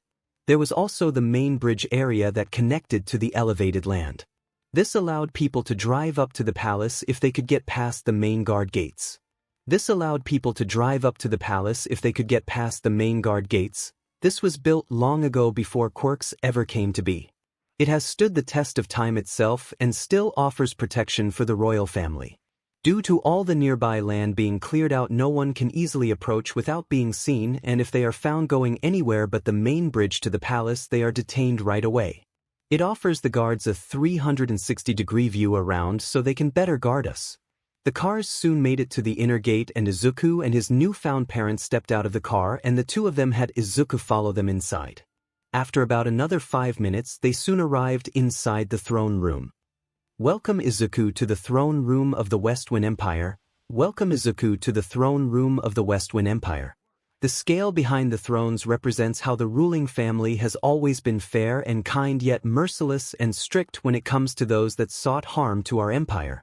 This room also serves as a second council room when the council and the royal family hold a joint session to talk about matters. Stated Izuku's father Francis. Izuku just nodded his head as he was taking everything in. His parents moved and sat down on the thrones. He noticed his mother sat in the center with his father sitting to the right. Izuku's mother called Izuku. "Izuku, please come sit down, sweetie," she said as she pointed to the throne on her left side. Izuku did as he was told and sat down. Soon the room filled with a large number of royal guards. Izuku was sure there were over 500 royal guards, which shocked him since there were only 3 royal members. If you are wondering about the numbers, it's because they do more than just guard us. They also deal with some state matters and act as field commanders for the police and military when situations call for it, since they also represent our voice and actions, stated Izuku's mother. Soon people stopped coming in. A royal guard member spoke up. "Your Majesties, all royal guards are present and the palace is being guarded currently by the police outside and some empire guards inside while we are all meeting," stated one man. The Empress waved her hand and he stepped back. "Thank you for coming so quickly. As you can see, we have a third member on the throne with us. This is our son Izuku Westwind, the Lost Prince, who was recently found roughly 1 week ago. He was transported by some of the Empire Guards from Japan, and the 6th and 7th Fleet transported him back by sea under heavy guard," stated the Empress. Everyone's eyes went wide when they looked at Izuku, who tensed but smiled and waved a bit. As such, the news of his return is to be spread across the empire. However, per my son's request, his appearance will not be given out to allow him to integrate with the general public before we announce his appearance. I'm setting his first public appearance in roughly 1 year's time. As such, spread the news of him returning and being safe, but not his appearance, and if people ask, then explain why and when the palace will have him start appearing officially," stated the Empress. Everyone did the royal salute to the family and shouted that they understood. Soon they were dismissed and the Empire guards and commanding officers of the vessels were told to stay. Izuku's parents talked to them about the events that happened since they found Izuku. The reports and everything that has been taken so far was handed over for the family to read and to get a clear view. They also were given the report of what Izuku said his past was like, which sent Francis into a rage. He left the room and you could hear something break before he walked back in. Then both parents got up and just pulled Izuku into a tight hug which made him tense and they noticed it. Damn BSTRDS, they are lucky they belong to another country, thought his parents. Soon they calmed down and let Izuku go and sit back down, which he did though with a few tears out of his eye from getting hugged, which he muttered he really liked. The Emperor and Empress just talked to the guards and officers and rewarded them for finding and transporting him back. Each of you will receive a bonus of 3 months' pay, and everyone on the ships that transported him back will receive 1.5 months' pay bonus. Please express our thanks to them for protecting our son on the journey home, stated the Emperor. Soon they were all dismissed and it was just Izuku and his parents. Note, I plan to update this the best I can all the time with any newer information that will be important or was important in the storyline. You can use this as a reference page for the map as well, since as he goes to more places I will add them to the map. The Great Westwind Empire. The Great Westwind Empire 27. Remember, the entire South American continent belongs to the Empire. They also own the Panama Canal land area, which allows them easy access to each ocean on both sides of their empire. The overall technological level is further ahead of all other countries since they had strict control of their country during the dawn of quirks and before that. As such, they didn't have troubled times during that PRD and kept moving forward. The empire has around 30% of the world's population, which is around 2.4 billion people. The empire has 24 districts with 20 representatives per district. This means there are 480 members of the Empire Council. Empire Guard uniform male, Empire Guard uniform female, Empire Guard uniform female, Empire Guard uniform female, Royal Guard uniform. Think of a male version as well. Emperor Francis Westwind. Emperor Francis Westwind married into the family. Married into the family. Quirk is absolute fire control. Provides the ability to create fire outside of the body and or inside. Provides absolute control over it and can even control other people's fire or natural fire. Can't be burned by the fire and can shape it to the user's will and make it burn or not. The drawback is an increasing headache with quirk use and mental exhaustion. Trained in the Empire Guard in the past and is an excellent combat instructor. Ran into his wife one day when she escaped the palace to play without her guards. Empress Mary Westwind, born into the Royal BLD. Born into the Royal BLD. Is the main ruler of the family due to being the one born into the BLD instead of marrying into it. Quirk is called Kitsune Queen. This provides the user with 2 foxes' ears that can hear better than humans. Also provides enchanted speed, agility, and stamina. This makes the user more in tune with nature and has an increased ability to combat in forested areas while also being able to talk to foxes. The drawback is an increased hunger due to the fox characteristics, using more energy. Escaped the royal palace one day to have fun and left her royal guards behind without them knowing. She ran into her future husband Francis when he caught her sneaking out of the field area near the palace. She lied about who she was and he took pity on her. This resulted in him taking her to a cafe nearby and getting her a drink before telling her to stay away from the palace. She got interested in the man who was kind but also strict. Royal Family Tracking Ring. This ring is given out to royal guards and empire guards with the goal of locating a missing member of the royal BLD. This ring is given out to royal guards and empire guards with the goal of locating a missing member of the royal BLD.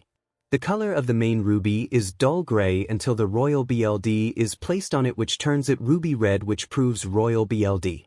Other BLD will not change the color of the ruby. The ring burns if someone is wearing it and is within 30 feet of a royal member. As such, it is only put on when they are actively searching for a missing royal member. Whiteberry Military Port, the first city that Izuku Westwind ever stepped foot in after he was escorted by the 7th and 6th Fleet from Japan to the Empire. The first city that Izuku Westwind ever stepped foot in after he was escorted by the 7th and 6th Fleet from Japan to the Empire. This port is located in the Empire near the northwest section of the Empire. This port is one of the main military naval ports for the Pacific Ocean side of the empire. The capital city of 𝗵𝗏, the capital city of 𝗵𝗏, the capital city is one of the empire's most populated cities. The capital city also houses the royal palace where most government decisions are made in connection with the council. Royal Palace located near the center of the capital city of 𝗵𝗏, located near the center of the capital city of 𝗵𝗏. Area that surrounds the palace is all flat with the palace positioned on higher ground in the center like a large hill. This was built to better protect the palace and to control the flow of who comes in, since anyone spotted in the fields around the palace is arrested on sight. Prince Izuku wears normal everyday type clothing, keep scarf and belt. Formal events I. Formal events I. E. Actual public events that are scheduled or in the throne room where he is acting in his royal position. Izuku's face and hairstyle. Izuku's face and hairstyle. Izuku's face and hairstyle. Izuku is the only one in line for the royal throne and is a direct-born member of the royal family. Quirk, graviton. This quirk allows the user to manipulate gravity to make it denser, letting the user pin opponents and things down or slowing down enemy movements. With enough control, the user is even able to bring down objects from the sky, crush objects, and surrounding their body in a gravitation field to deal more devastating blows. However, with every quirk there are drawbacks. The user gains piercing headaches when going over their current limit threshold, which can be increased slowly with practice. Izuku suffered discrimination and physical assault in his past due to being perceived as quirkless in Japan, which treats them harshly. Though his classmates in UA didn't treat him like this. They did betray him and allow him to be framed with so little evidence. Only a few spoke up and wanted the school to dig more but failed.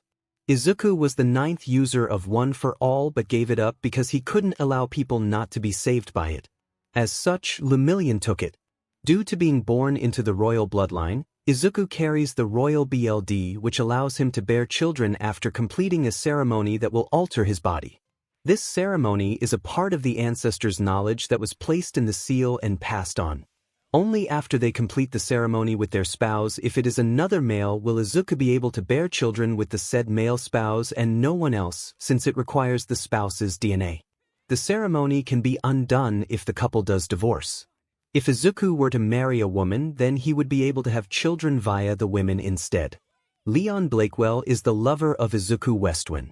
Leon Blakewell is a member of the Blakewell House, which is an old noble household that descends from knights that have loyalty served the royal family before they even became a ruling family. Leon Blakewell is a member of the Blakewell House, which is an old noble household that descends from knights that have loyalty served the royal family before they even became a ruling family.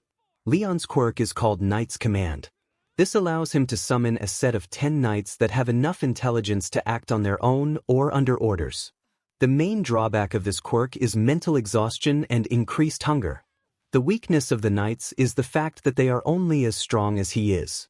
The stronger his skills and abilities are, the stronger the summoned knights are. As such, he must always be training for his quirk to grow stronger. Leon is the lover of Izuku Westwin. Jiren was one of the top info brokers in Japan and was good at hiding himself. Overall, not much was known about him except that he is knowledgeable about current trends and is also great at scouting potential villains. He also successfully deals with illegal, especially with the growing underground popularity of the League of Villains. Izuku calls and contacts him later on and tells him thanks for the help he gave. Izuku also provides 𝗓𝗏 one IOU request that 𝗓𝗏 can redeem later on, but Izuku makes it clear that nothing of the request can be illegal and has to be able to be completed with legal means. Izuku's parents also know about the IOU and approve of it even though 𝗓𝗏 is classified as a villain. He did help save Izuku and they want that debt repaid one day. This comes into play later. Government structure royal family. Highest authority and is able to do almost anything as they wish but can be countered by the Empire Council. The royal family directly oversees the royal guard and has direct control of the military as well. They can provide orders to the police and Empire guards but don't directly involve themselves unless they see fit, since these two branches of law enforcement report to the general government. The person born into the royal BLD is the main ruler with the spouse supporting them. As such, Empress Mary is the current ruler with Emperor Francis supporting. Prince Izuku will become the main ruler with whomever his spouse as the supporting ruler. Empire Council, second highest authority in the empire. Though they don't directly control the royal guard, they can issue orders if they obtained a majority vote in the council to declare an order. This is the same principle as with the military as well, who directly report to the royal family. Empire Council can counteract an order of the ruling family if they obtain a 3/4 majority in the council to overrule a royal order. The Empire Council is made up of 480 members from all 24 of the Empire districts. Each district has 20 individual members representing that district in various government bodies. There are various government agencies like any normal country that directly operate in their attended areas. Examples are environmental agencies, transportation agencies, or any general government agency. These all report to the Empire Council, are the primary source of direction and control, but also sends reports of everything to the royal family, who tends to let the government act as it does unless a matter requires their involvement. Empire Law Enforcement Agency. This is the police agency, but it also has the Empire Guards as a branch.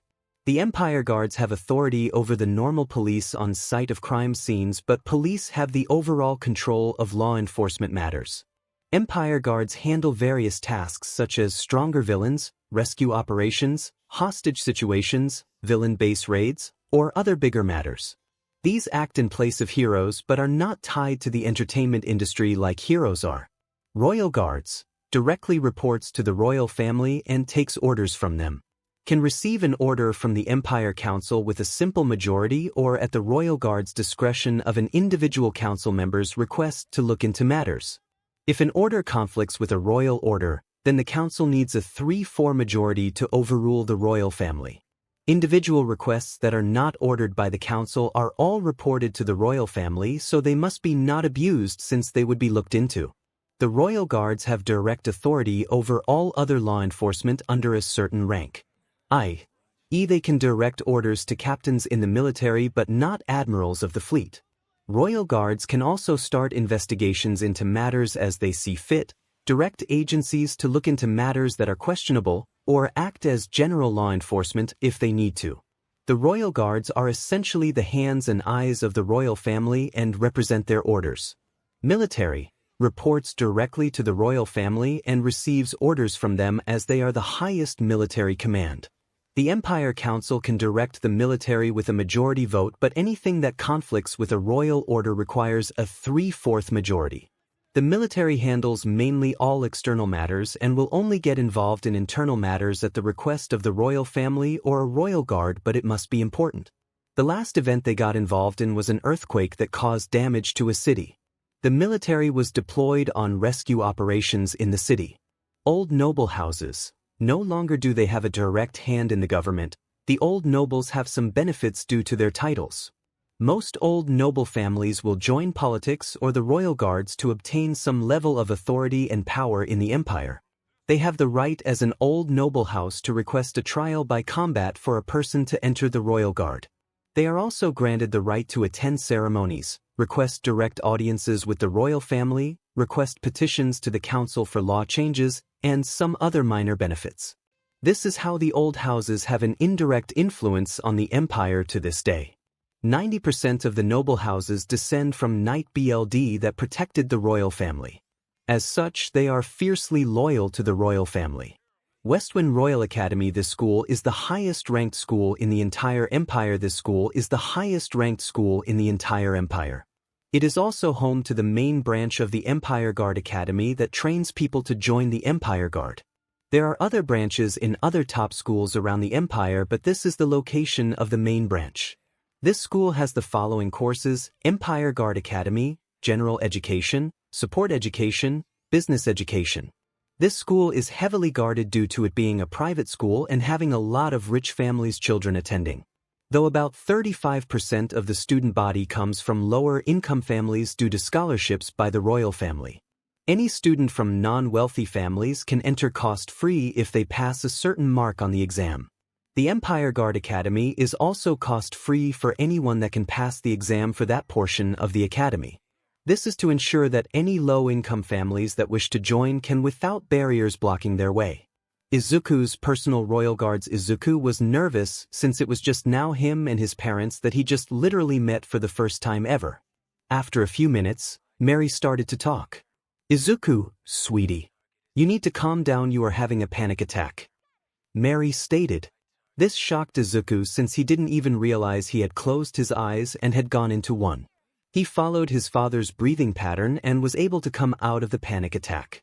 Izuku just realized that they had moved him down to the floor of the throne room and his father was behind him with Izuku in his chest so Izuku could copy his breathing. "First time someone has helped me out of one of my panic attacks," Izuku thought as he got off the floor and thanked them. He was embarrassed that happened in front of them. He didn't want to give them a reason to hate him. Though Izuku didn't realize he mumbled this. He noticed his parents' eyes widen and then fall into a sad look.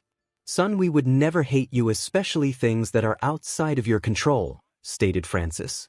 Izuku just asked if he had muttered all of that out and they nodded their heads. "I know there were some statements and documents that the naval officers and Empire guards had created during the trip here. Let's move locations to a more comfortable room and go over everything so we can get caught up and we can talk about why you had a panic attack," Izuku's mother Mary asked in a kind tone filled with warmth. Izuku nodded his head and followed them into a room a few doors down from the throne room. They had already read some of the reports but didn't get through them all in the throne room. As such, they wanted to finish reading them and start talking about his past. They entered a small library-looking room. Izuku looked around and noticed some photos. One was of his parents and a baby. "That is right after you got born. It was before the attack. It was the sole picture we had of you," Mary stated as she picked it up and put her hand on the picture. Izuku kind wishes they had the other photos from the orphanage. The older lady that took care of him had taken a lot of photos of them as individuals and group photos. He knew it was kept in a photo book but he couldn't go back and get it. "If you are able to send someone without people finding out. There is a photo book in the orphanage I lived in with a lot of my photos. The first older lady that took care of us before she passed in my last year of middle school had taken a lot of photos of me and the other children. She was one of the few that didn't look down on quirkless people," Izuku stated. He saw his father make a note to inform someone of the photos and to acquire them somehow. Soon, Izuku watched as his parents read all of the documents. It took them around half an hour as Izuku just sat there and picked a book to read from the shelves. "Palace belongs to my parents so I shouldn't get in trouble for doing much," Izuku thought. As he was absorbed in reading he heard some moving around and saw that they had finished. He put the book back and left a bookmark where he was at in it. His parents didn't say anything for a few minutes which made him nervous. Then his father broke the tension. "I'm sorry that you had to go through all of that. You were meant to be in our lives and yet you were treated so horribly due to the royal seal that is placed on you once your mother becomes pregnant," Francis stated while he held his head. Mary just moved over to Izuku and hugged him. They asked if they could see the physical scars and Izuku showed them. There was a handful of scars from burn marks to cuts from other quirks. He also had scars from using One for All and breaking his bones as well. Those were the interesting scars to talk about. Izuku knew he had to tell them about One for All since they knew of his 𝗵𝗃 quirk and the fact that he already mentioned that he received one via a transfer. As such, Izuku recounted the day in school where he got suicided baited by Bakugo, Kaken. His parents made him stop calling Bakugo the nickname since they presented him with a logical argument on why he shouldn't. Izuku was so used to using it though but agreed that he would try stopping. He then talked about the slime villain and how he met All Might the first time. They were not pleased with the former #1 hero leaving their son on a rooftop after a villain attack. They knew most laws in countries required the hero to transport the victim to a hospital or call 911, which All Might didn't do and could be sued for the failure of his job. Izuku then hit the point where he talked about running to save his former friend and how he got yelled at by the heroes even though they didn't do anything. His parents scolded him for running into something without training but did tell him that he did a good job, which made Izuku happy. They then talked about how Izuku met All Might a second time and how he received a quirk called One for All after months of physical conditioning. They were again pissed at All Might's lackluster training on how to control the quirk. He talked about how he got into UA after saving a girl from the robot worth 0 points and that he did get a few robot villains but would have failed without the rescue points. They knew about the exam and always disagreed with it in private amongst themselves since it failed to capture so many good mental quirk users. They were proud of their son's determination to save people but knew they would need to tame it down a bit with some self-care. Izuku then talked about how his first day and everything went. Soon the conversation moved to the 𝐒𝐻 attack and how they got attacked by the League of Villains. We've heard about them. Japanese villains that were aiming to take down All Might and disturb the peace in Japan. Overall, based on our information, they are a bunch of people failed by society and turned into hating it and wanting to change it through force, stated Francis. Izuku agreed and then told them about the mall incident and then the summer camp attack where he saved a boy named Kota from the villain known as Muscular. That is how I got some of the scars due to One for All. I had to go far past my limits and did some damage to my body. Doctors told me too many times of doing that and I lose function of my arms. Izuku said, and his parents said they would have doctors do a full checkup on him and see if anything could be permanently fixed up since their country had far better medical technology and doctors. That doesn't even include medical quirks either. After the part about the training camp, Izuku then spoke of how they went and saved Bakugo. Overall, Izuku went to keep his friends out of trouble and not get killed. That is how Bakugo got saved and All Might form got revealed to the public since he won the battle against All for One, Izuku stated. Izuku was shocked to learn that they had All for One's real name and a lot about him. This empire didn't lose our records during the quirk riots and everything. As such, we got all the information from back then. If it was online and accessible, we have a copy of it somewhere for the most part, Francis stated. After talking about the full history of One for All and getting some fill-in from his parents, Izuku moved on to the provisional exam and how he passed it. This led to the topic of 𝗧𝗏𝗏 and 𝗵𝗡𝗏. His parents were too happy with either of those people. 𝗧𝗏𝗏 for his treatment of Izuku and how he failed to be a teacher when he took Izuku in, and 𝗵𝗡𝗏 for bowing to pressure and accepting something that wasn't meant for him. Doesn't matter what 𝗧𝗏𝗏 wanted. It wasn't his quirk, nor was it All Might's the moment he gave it to you, Mary stated while drinking tea. Francis just agreed, which made Izuku feel happier that he wasn't wrong for his thinking. They then talked about how Izuku met Eri and how the raid went. I always regretted letting her go that day, though I'm doubtful I could have won in a straight-up fight that day if I did try to take her, Izuku stated looking back on that day. His parents agreed that he likely wouldn't have due to the power his opponent had. Sometimes you do need patience, while others you need to push straight through. It's knowing when to do either of those that matter the most and makes you a more effective leader, Francis stated as he looked at his son. The conversation shifted to the day of the raid and how it ended. They talked about 𝗧𝗏𝗏's death and how 𝗵𝗡𝗏 became quirkless due to being hit by a bullet. Izuku did talk about how happy he was get have saved Eri and get her away from that man, and his parents just laughed at him for his facial expression that showed so much joy. Izuku was embarrassed that they were laughing at him, but they soon moved on. Izuku talked about his feelings regarding 𝗧𝗏𝗏's death and they agreed that it was about right. You will feel sad about someone dying, but for him, there was so much hostility from him that you couldn't feel as sad as you normally would due to his treatment. No one can hold that against you if they are sane, Francis stated. They talked about some of their encounters with death over the years and how they reacted, and Izuku felt better about himself that he wasn't cruel since he didn't feel as bad as he thought he should have. So that is how all that went. From there, we get to the festival where we got Eri to smile due to the class performance and that there wasn't anything major outside of his fight with Gentle Criminal. His parents looked up the video of it since they knew their spy network had gotten it at one point. They gather any and all information about villains that make any kind of splash in other countries so they can be knowledgeable about it. They saw how Izuku was with One for All and were glad he had gotten so good at it, but were still pissed that All Might backed him into a corner and had him give it up.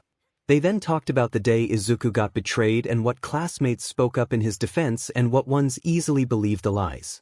They were disappointed in his former friends, especially the ones that he had saved from incidents or themselves, like the Ida kid with Stain. Francis just glared at his son for taking on the hero killer when he didn't have the skill level, but couldn't be too mad since he had to do it to save someone. As they talked about the so-called evidence, Izuku made a comment which shocked them a bit. I realized that they had their so-called proof of me doing it, but they also had evidence that I didn't do it since the notebooks I did would have had all the same information or better. They knew about the notebooks but still believed the video, which didn't even show my face at all and only my uniform. Izuku said, and his parents got pissed again from earlier since this was part of the report they had read from before that pissed them off so much. The school had direct evidence that would suggest that Izuku wouldn't have a need to break in and steal the files. As such, it should have raised questions about his involvement, and they knew about the detective with the lie detector quirk who could have proved Izuku being innocent, but he wasn't brought in to clear Izuku at all. Izuku never saw him before they had already leaked out that he was the so-called traitor to UA and had come to arrest him. So that was my life. The horrible treatment in schools by my peers and adults, to the loss of one for all and being betrayed. Izuku said while looking out the window. They had been talking for several hours, Izuku noticed. His parents never blamed him or looked down on him. Instead, they told him how strong he was to overcome everything and survive to this day. Izuku was so happy that they accepted him. They soon talked a bit about themselves and what they have done since the day they lost him.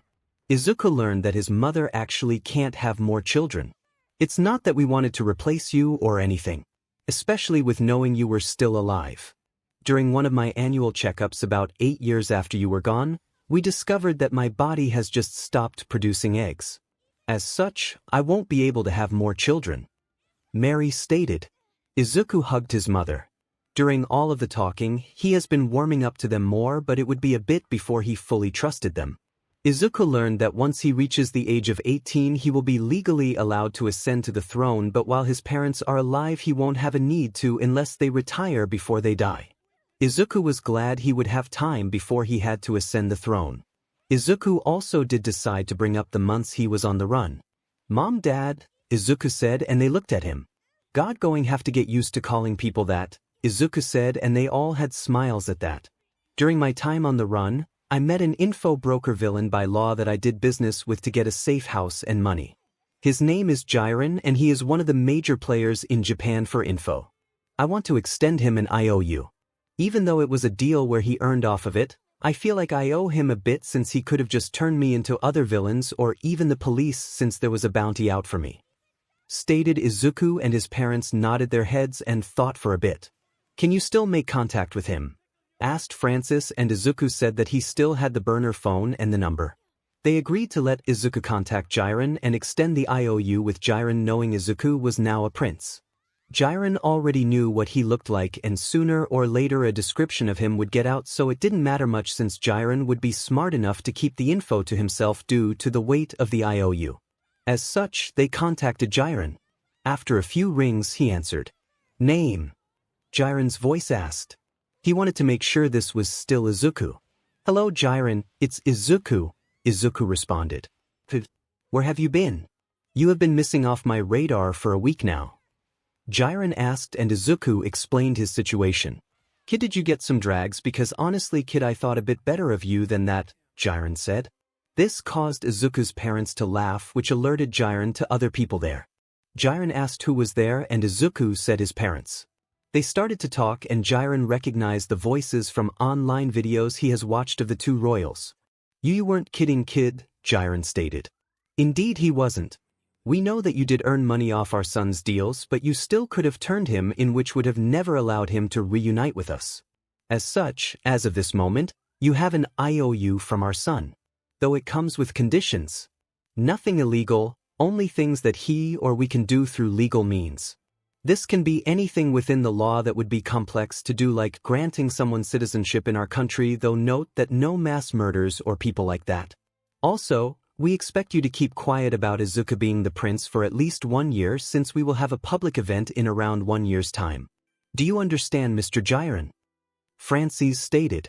Jiren agreed right away, since an IOU from the royal family of the most powerful nation in the world is a powerful IOU. He could use it to escape to their country and live a retired life if he ever needed to. Soon the call was ended and they went back to talking more. The night dragged on, and soon it was going to be time for them to sleep. Izuku told them he wasn't hungry currently since they had been snacking on some food some butlers had brought earlier. As such, They decided to show Izuku to his bedroom and would show him to the rest of the palace the next day. They had cleared their schedules for the entire next week to ensure they could help him adjust and would slowly increase their schedules again. Izuku soon woke up to find himself in a room that he wasn't familiar with. However, after a few seconds, his mind caught up with where he was and remembered that he arrived at the Westwind capital city yesterday and spent the entire day talking with his parents. Izuku got up and looked around the room. He started to notice the details of the room and the fact that it was fancy but not the image you think of when you think of a royal family. Overall, the room was modern and had complementary colors to itself without any large statements that this was a room of a prince but instead just a room of someone more well-off overall. The room was modern and had complementary colors to itself without any large statements that this was a room of a prince but instead just a room of someone more well-off. Izuku also remembered that he was located near one of the tower peak areas. Izuku soon got dressed in the clothing he found in the closet. He had a different range of clothing, but there were several versions of this outfit that he liked really well. He knew he could use the scarf to hide his face in the future if he ever wanted to escape into the city and explore, though he knew he would need to take some guards with him. He knew he could use the scarf to hide his face in the future if he ever wanted to escape into the city and explore, though he knew he would need to take some guards with him. His parents would not let him go out of the palace without them. He did remember that conversation from yesterday quite well. Flashback.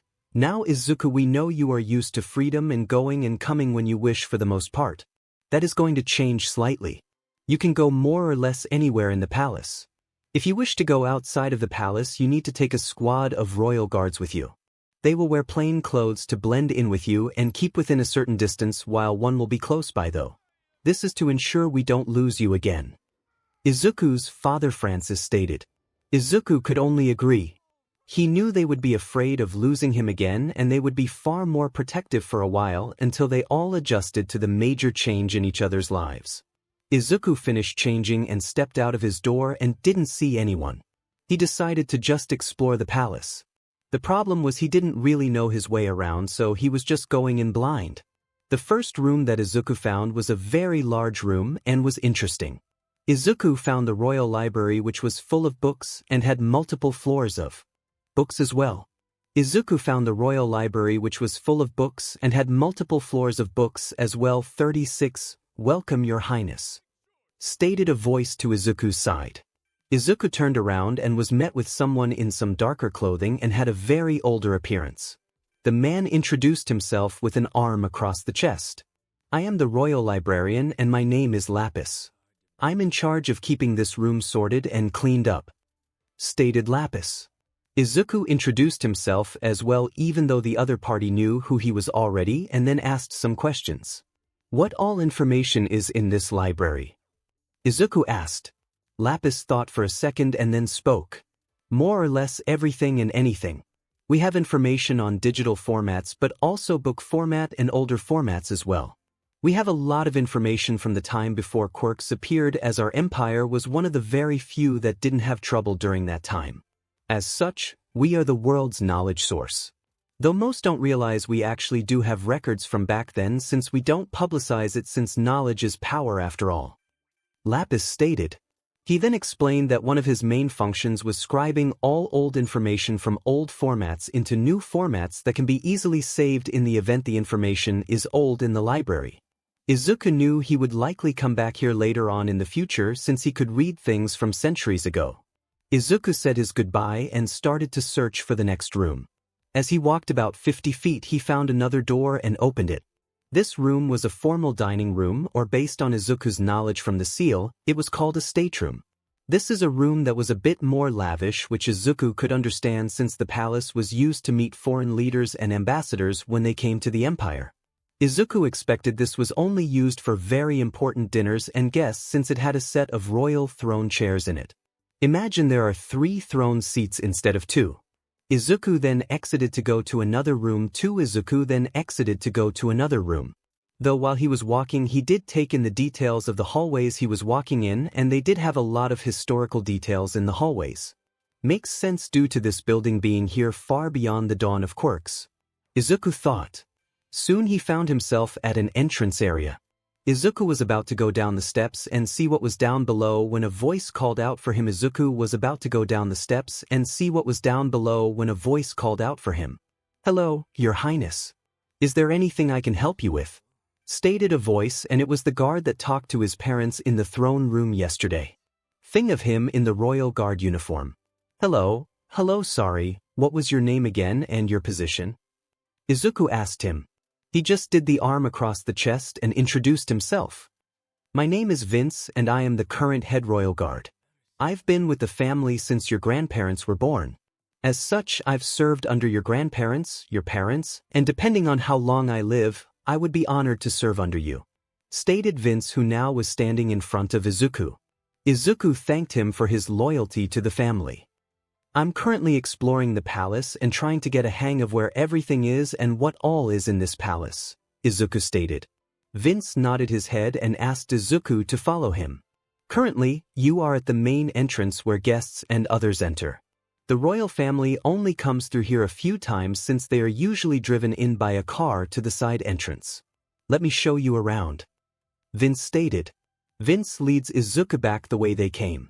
He made sure Izuku saw the library and main stateroom before moving on. "We have a royal drawing room.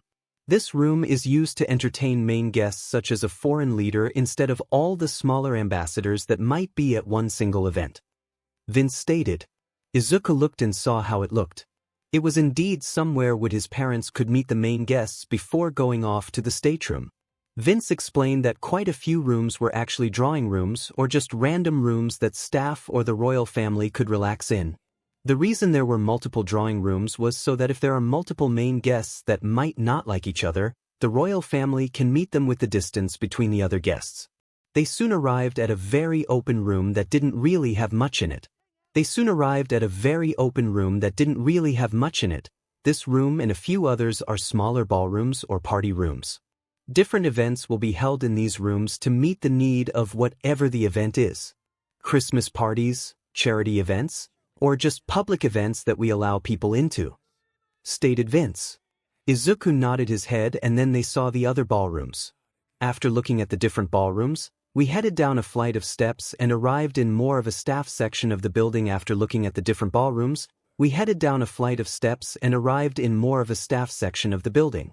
This had a large industrial kitchen setup and other rooms that the staff would need for the entire palace to function.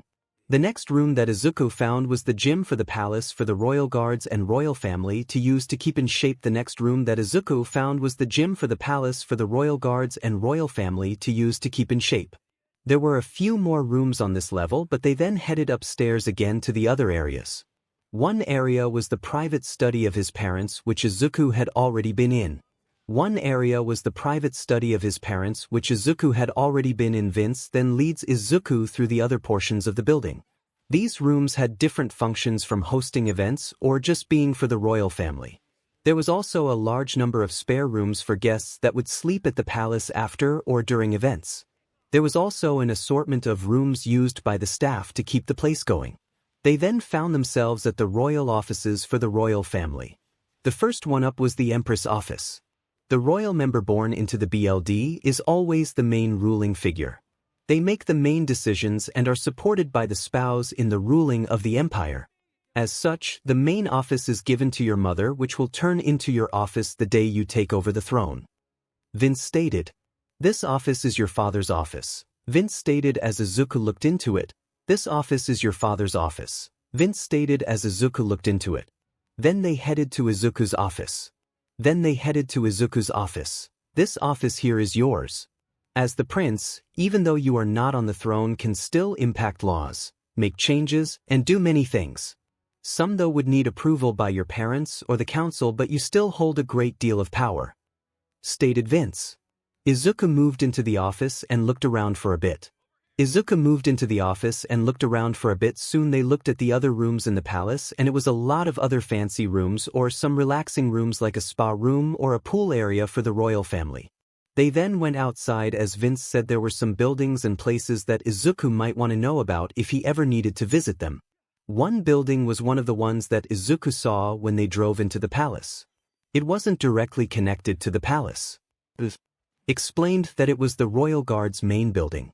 In this building was a large number of rooms for the royal guards to live in if they didn't live with family in the city or were on an extended guard tour. The building also hosted a meeting room, the command center for the royal guards, and training rooms. One training room was room to train in sword fighting since the guards did carry swords on them. Although quirks are used a lot, swords are still deadly weapons if they get close enough. Also, if they were too close to the royal family, some quirks couldn't be used to defend the family, so swords or guns became the main weapon. Vince then leads Izuku into one special room. This room can be entered via the palace, via a special area, or via the royal guard building. It's the royal command room. This is where military leaders, royal guards, police, empire guards, and the royal family meet and deal with situations that go across the empire. There are smaller command stations across the entire empire, but this is the main location and it requires certain access to get into it. We're going into here to have them registered you into the empire's system and have your fingerprints and eyes registered for all systems so you can access anything you wish," stated Vince. Izuku was amazed at the size but realized that the empire was large. Vince did also say that even if this place was taken out somehow, that the empire could still function since they have spare buildings like this spread across the empire. Soon after, about 30 minutes, Izuku had been set up in the system of the empire as the prince, and now he could access any government files that he wanted to or send out orders for certain things. Vince then leads Izuku back to the palace since it was close to lunchtime and his parents would be waiting for him there. They arrived at the royal family private dining room. Here, Izuku found his parents just sitting down as they entered. "Welcome, son. I take it Vince helped you get around the palace and learn some of the locations. I know it will take time to get used to it though," stated Izuku's father. Izuku just thanked Vince, who stepped out of the room and left. Izuku sat down near his mother and his father sat on the opposite side from him with his mother at the head of the table. "The staff will bring some lunch in a moment," Mary stated. Izuku then brought up some light topics while they waited. "Since I'm going to be a prince, I'm assuming I need a higher level of education so I can keep up with everything. What will I do about schooling?" Izuku asked. His parents nodded their heads and agreed with that. "You will need a higher level of education, that is true. We will have the royal librarian come and teach you. He is a college professor before and still does teach sometimes. This will handle the education that you will need for your position, and you will enroll in the Royal Academy in this city to handle the rest of your education. This academy has the Empire Guard Academy attached to it as well. Think of it similar to the UA Hero School set up with the Hero Course, General Course, Support Course, and Business Course. Instead of a Hero Course, they have the Empire Guard Academy for younger people to train at if they wish to attempt to join it. It's also a stepping stone to try and join the Royal Guard since we do recruit from them every year and offer some positions in the Guards," Mary stated. They also explained that the Royal Guards can be joined without going to the Academy for Empire Guards, but it's harder to get in without doing that since they use the Empire Guards as a basic standard to join the Royal Guard. Izuku nodded his head but worried about never making friends. He asked them how he would make friends if people knew he was the prince. "Your first public appearance won't be for a year. As such, you could make friends in the year's time that will want to be friends with you for who you are and not the position. Then you would finish your last year of high school and do college-level work as you go in the future while doing your prince duties," Francis stated. They also said he wouldn't have the royal guards following him in the school since the Royal Academy is heavily guarded due to the old noble house's children attending the school, and mostly rich families send their children to it as well.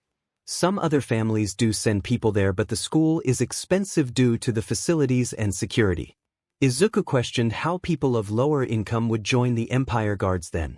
They did explain that anyone can join the Empire Guards Academy if they pass the test, and the Empire funds the tuition regardless, and the Empire does offer scholarships every year to the Academy for lower income people that can achieve high results on the exams to enter it. If they score above a certain mark, the scholarships will pay the entire cost of tuition, but the school is still made up of mostly rich families. About 35% of the student body comes from lower income families due to the scholarships. Izuku was glad that the Empire funds the Empire Guards for anyone that can pass the exam and offers scholarships to those that can achieve the results to pass the exam and make it in so that the lower-income families can attend such a school. Izuku also learned that the noble houses don't have direct influence as they did in the past anymore. Instead, a lot of the old noble BLD joins the Empire Guards, the Royal Guards, or the military to serve the royal family. Nearly 90% of the old noble bloodlines came from knight families that served the royal family, so they just kept doing it via the Royal Guards, Empire Guards, or the military. Izuku's parents explained that the old nobles do have some indirect influence due to them maintaining a lot of positions after each generation, but it isn't enough to cause problems. Some old nobles do go into politics and end up on the council with more direct influence, but still, it's hard for anyone to become corrupt due to all of the checks and balances put in place. They also don't want to risk losing their old noble statues that their families were granted. This allows them several unique rights over normal citizens. One is that they can petition for a trial by combat to get into the Royal Guards each year. The 500 Royal Guards that Izuku saw the first day in the palace isn't all of them. Those are the oldest and strongest ones that directly protect the palace or a royal member when they leave the palace. There are thousands of Royal Guards that are spread across the empire that manage the empire on behalf of the royal family. Being a Royal Guard provides great pay, but also authority over the police, some ranks of the Empire Guards, some ranks of the military, and other powers. As such, it's a powerful position. This is how most old nobles have some level of indirect influence, but there still is very little corruption on their part since they don't want to risk losing it. They are also granted the right to attend ceremonies, request direct audiences with the royal family, request petitions to the council for law changes, and some other benefits. Izuku did ask how that is received by the rest of the public and was surprised that it wasn't disliked. The old nobles know not to abuse their power or they risk losing it. A lot of them, if they don't go into the Royal Guards, tend to go into politics, which requires their finances and stuff to be public records, so the public tends to support them since the old nobles have always severed the empire well. Francis stated. Soon the lunch was brought and they focused on eating with some other topics. It has been only a week so far, but Izuku was starting to get used to the royal palace. He would though sometimes sneak into the kitchen and cook his own meals without anyone knowing about it. He did get caught a few times and the staff gave him a "Why are you taking our jobs?" look. Izuku hated getting those looks. He was so used to cooking and doing everything on his own that he was having trouble relying on all of these people now. His parents did set him up with a therapist that works for the royal family. They normally work with the Royal Guards since the family doesn't exactly see combat or fighting much since the family does all of the political work and foreign diplomacy. However, due to Izuku's past, the therapist for the Royal Guards was assigned to Izuku to help him handle his mental health issues. They knew Izuku had at least some due to the panic attack he had on the first day. As such, they hope he would be able to make some progress as his life goes on in a better home situation. Izuku did like to watch the Royal Guards train. They were interesting, to say the least, since they did not rely on quirks to fight. To them, the quirks can be a hindrance to their jobs since the Royal Guards of the palace are near the family and can't use their quirks all of the time. Instead, they rely on swords, guns, and quirkless combat. Izuku though wanted to get his quirk under control so he could understand how to use it. He still wished to save people and he still had some of the longing to do so physically. As such, he had talked to his parents and they reluctantly agreed to train him with that idea in mind, so if he ever found someone in danger while out he could help. They made him promise to let his guards or other people handle it first before he stepped in. The reason Izuku could step in wasn't the fact that he was a prince but due to the empire laws. The empire embraced quirks in their daily lives for the most part. If you used it for crimes then you were arrested like anything else. However, you could apply for a quirk usage permit that would allow an individual to use their quirks in their individual life outdoors. As such, if you had a wing quirk that allowed you to fly then you didn't have to be in law enforcement to fly. You just had to pay the annual fee for the quirk permit and stay within the rules and regulations. For someone that could fly, they were not permitted to fly into other people's homes, balconies, or fly too far into the sky where planes would be or fly near airports. Otherwise, they could fly anywhere else they wanted to. If you had a speed quirk, then you could use it to get to work faster than public transport if you had a permit. You were also allowed to step in and help people that were attacked. You could not go out and purposely search for crimes, but if you walked past an alleyway, then you could stop a mugger if you felt comfortable doing so. If you purposely went looking for crimes, then you would be arrested as a vigilante. Overall, the empire was far more relaxed on their quirk use laws. Izuku, being a prince, didn't require him to have a permit since he was a part of the royal family, and most laws exclude them except things like murder, RPE, robbery. Otherwise, Izuku could go or do about anything as long as it didn't cause problems for other people. Then his parents and the council would crack down on him. Izuku decided to leave the royal guard's training and go talk to his parents. His parents told him that he would start quirk training soon, but he would also be assigned personal royal guards that would be with him for almost all things he needed. These men would come from the palace guards since they are the strongest and most of the time longest serving guards they have. As such, they would be able to protect Izuku the best. After about a 5-minute walk, Izuku arrived at his mother's office, where she spends most of her day if she doesn't need to go leave for any events. He knocked on the door and was called in. Sweetie, perfect timing. We were about to have someone bring you to us. We've picked out the fire team of royal guards that will be assigned to you, Izuku's mother Mary stated. Izuku walked in and saw his father and 4 other individuals standing there in royal guard outfits. Imagine them all in this as a female or male version of this outfit. If anyone ever wonders where I get these, I get them off DeviantArt or googling Boku no Hero OC. This provides a lot of stuff like this. I want you to meet your royal guard's fire team. A fire team is made up of 4 individuals, while a squad has around 10 people, I think. They are some of the younger ones we have. They are all in their late 20s or early 30s and will be able to blend in more with you when you go to places, because a much older man like Vince would look weird following you into a male, Izuku's mother stated. Izuku then introduced himself and they introduced themselves. They told Izuku that he could call them either by their royal guard code names or their real names, whichever suited him more. Izuku spent a few minutes talking to them before he remembered one of the other things he wanted to talk to his mother about. Mother, I was wondering when I could start my quirk control training, Izuku asked. Mary nodded her head and then spoke. That's part of why they are here. They will help you do that.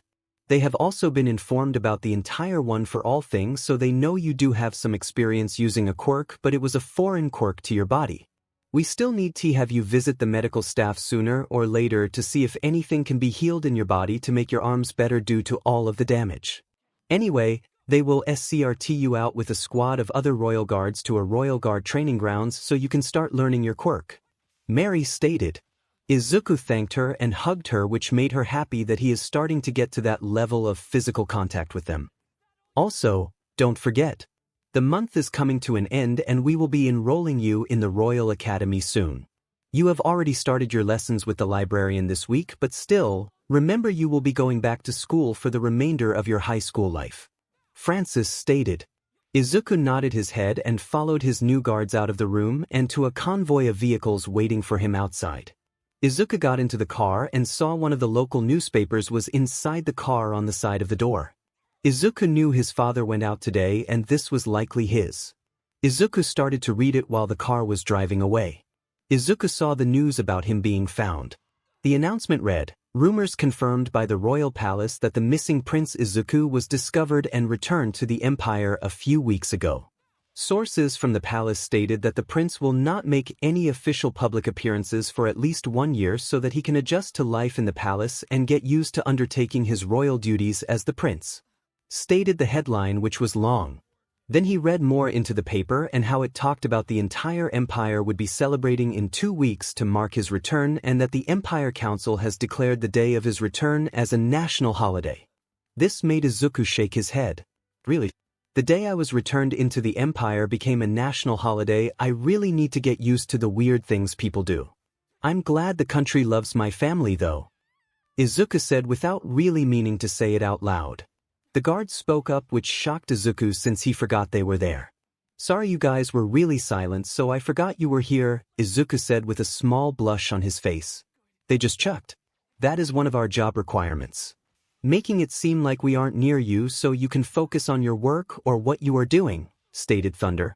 Soon after about 35 minutes of driving, they had exited the city and were heading towards an open-area training site for the royal guards.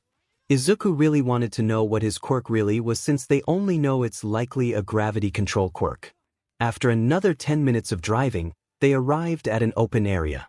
The guards told Izuku that this was an old military training area, but as the city expanded they moved away since it is only 45 minutes away from the city and the government likes to be around 1 hour or so away so people aren't bothered by the training with guns or vehicles. They all got out of the car and moved to an area. The guards knew that it was some sort of gravity control quirk based on the notes, so they had a lot of large and small rocks prepared for Izuku to test his quirk on. If they needed larger things, then they would get them later on. For now, though, it was time to get some basic quirk control in and see what exactly Izuku can do with his quirk right now. Izuku went and sat on one of the flatter rocks and just mediated and tried to feel for his quirk like he did on the ship. After about 2 minutes of trying to feel it, he did. He described it again to the guards and they gave him some instructions on how to use it. You say you feel like the center of gravity, the center of the universe. As such, I want you to let the energy you wield flow out of you, and I want you to imagine as if the rocks around you no longer have weight on them, stated Raven. After Izuku tried this for a bit, he couldn't get anything. Trice gave him another idea of trying. Try feeling for energy that is already outside of your body. If it is connected to gravity, then you might be able to directly affect other things' gravity within a range. So, focus on trying to feel any energy around you that is similar to the energy you feel inside yourself. Trice stated. After about 1 minute Izuku felt something. I feel it's similar to what I have inside but different slightly. Izuku stated. They then told him to just focus on the outside energy and trying to change the energy itself. After about 10 minutes, Izuku did it. He changed what the energy felt like, or more correctly, changed what the energy was doing. Instead of allowing it to press down on the rock, Izuku made the energy move away from the rock. Once he did that, he slowly opened his eyes and went to the rock, which confused the guard until they saw him lift the rock, which was not small in any way. The rock was about to Izuku's knees in height and weighed about 200 pounds just by itself. Yet, he lifted it easily without a problem. Once he did, it stayed floating in the air. Izuku had negated the gravity on the rock and now it was moving due to him moving it. Izuku then let the energy go back to the rock after he moved away and the rock fell straight down. Izuku explained what he did and they understood that he had negated the Earth's gravity effects on the rock. It seems at the current moment you can negate the gravity of the Earth on objects. Let's see if you can make the Earth's gravity increase. Let's move to a tree nearby. I want you to see if you can feel the energy around it like how the rock had it. This time I would like you to try and bring more of the energy onto the tree, stated Retina. As such, that is what they did. It took Izuku a bit more time than just removing the gravity, but he did it after 15 minutes and the tree pushed deeper into the ground until the trunk couldn't take the force anymore and snapped, causing the upper half to fall down on the ground. Everyone was shocked at the power Izuku had. Currently, as it stands, Izuku could alter the Earth's gravity effects on objects. This was very powerful in defensive ability and offensive ability if Izuku trains it correctly. They had Izuku focus on decreasing the amount of time it takes for him to remove the gravity for something. As it stands, it takes him 10 minutes to remove gravity and 15 minutes to increase gravity. It's not practical for combat at all currently. As such, that needs to be his main area of focus before anything else. This was how Izuku spent the next 5 hours before they called it a day, since he would need to return for dinner soon. Izuku was able to get some progress in and he was able to get his gravity reduction speed from 10 minutes to 8 minutes and his gravity increase from 15 minutes to 13 minutes. Izuku knew that he was years behind everyone else and having spent so much time for one for all just consumed more time. He couldn't complain since he now had his 𝗵𝗃 quirk, and if he could get the time down it would be amazing for self-defense and defense of others, since he could render a fight to a stop within seconds by increasing gravity on someone and making it so they can't move. Soon they got back in the cars and started the trip back to the royal palace. Izuku thanked his personal guards for coming along and helping him train. Though he did have a question for them. As my personal guards, what all will you be doing with me? Izuku asked. They looked at each other and then back at him. More or less everything, sir. If you enter a public restroom, we males will follow along while the females guard the outside area. If you go to the beach, we go to the beach. If you go out and eat at a restaurant, we will join you.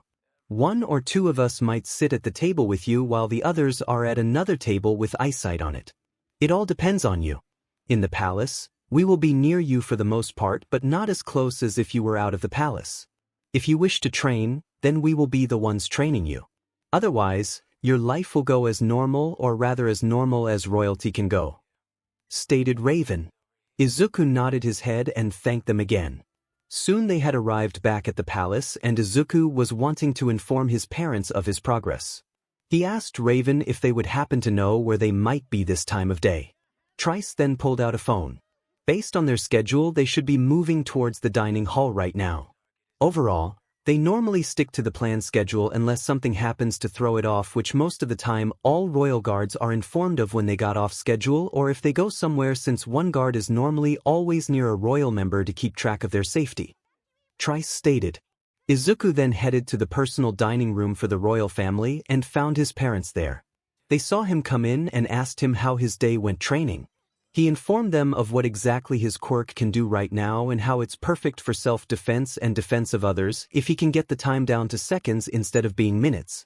His parents congratulated him and told him that he was doing a good job, which made Izuku feel so happy.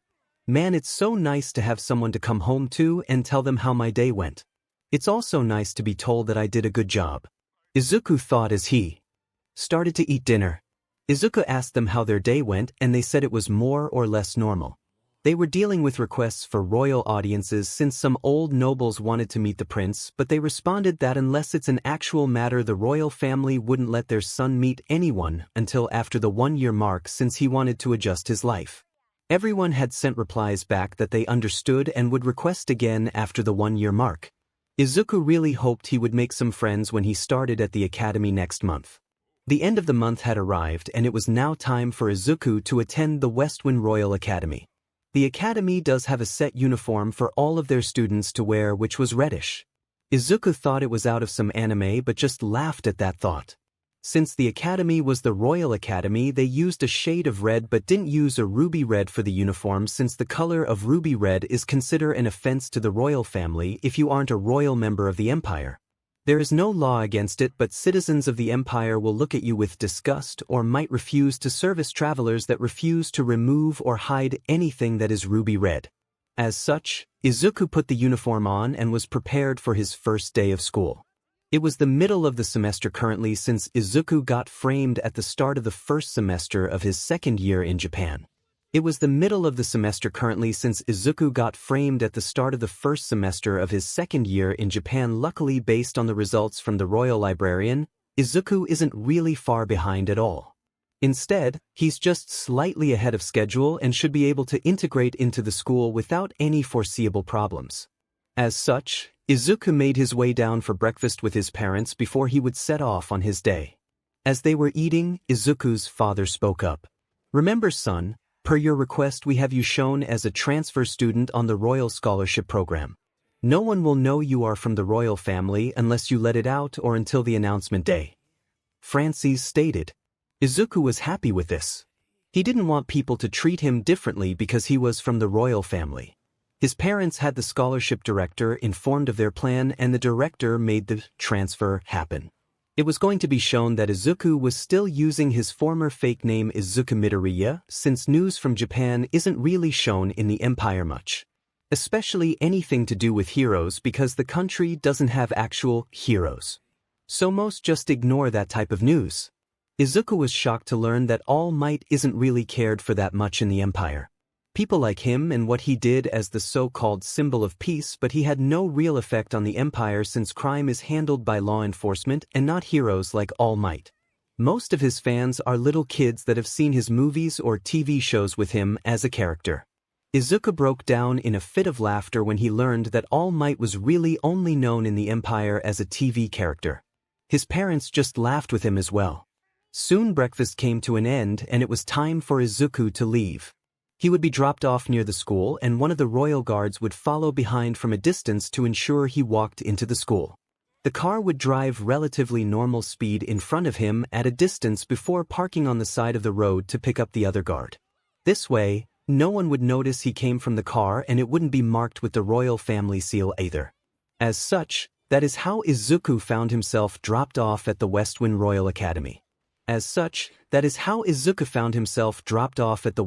Royal Academy. The academy wasn't directly in the capital city since they trained quirks as part of the Empire Guard's training, and the other classes could freely train quirks during their breaks as well.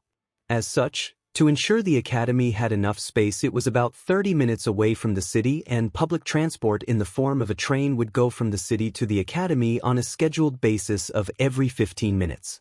The train only stops was the city and the academy. As such, it would leave and arrive every 15 minutes on the dot and just keep running that loop all day and night since it was powered by solar panels on the train and stations which provided enough energy to run. Izuku though would be dropped off via car near the academy, and it would appear he walked, which isn't strange since there are some smaller towns near it as well that are within walking distance. As such, their plan of dropping Izuku off near and him just walking in with a guard a bit away and the car further ahead would work. His parents said once he gets comfortable and used to the capital, they would have him dropped off at the train station and one of the guards would ride it to the academy in a school uniform but would get into the car and leave so people didn't suspect anything. Though this would have to stop once the announcement happened since his public transportation would be restricted to being with the guards after the announcement in a year. After being dropped off, Izuku walked into the academy and made his way to the administrative building, which was the first set of buildings when you walked in. He asked for directions to the principal and soon found himself waiting outside of their door. After about 5 minutes he was called in and was now meeting with the principal of the school, Wilson Cranford.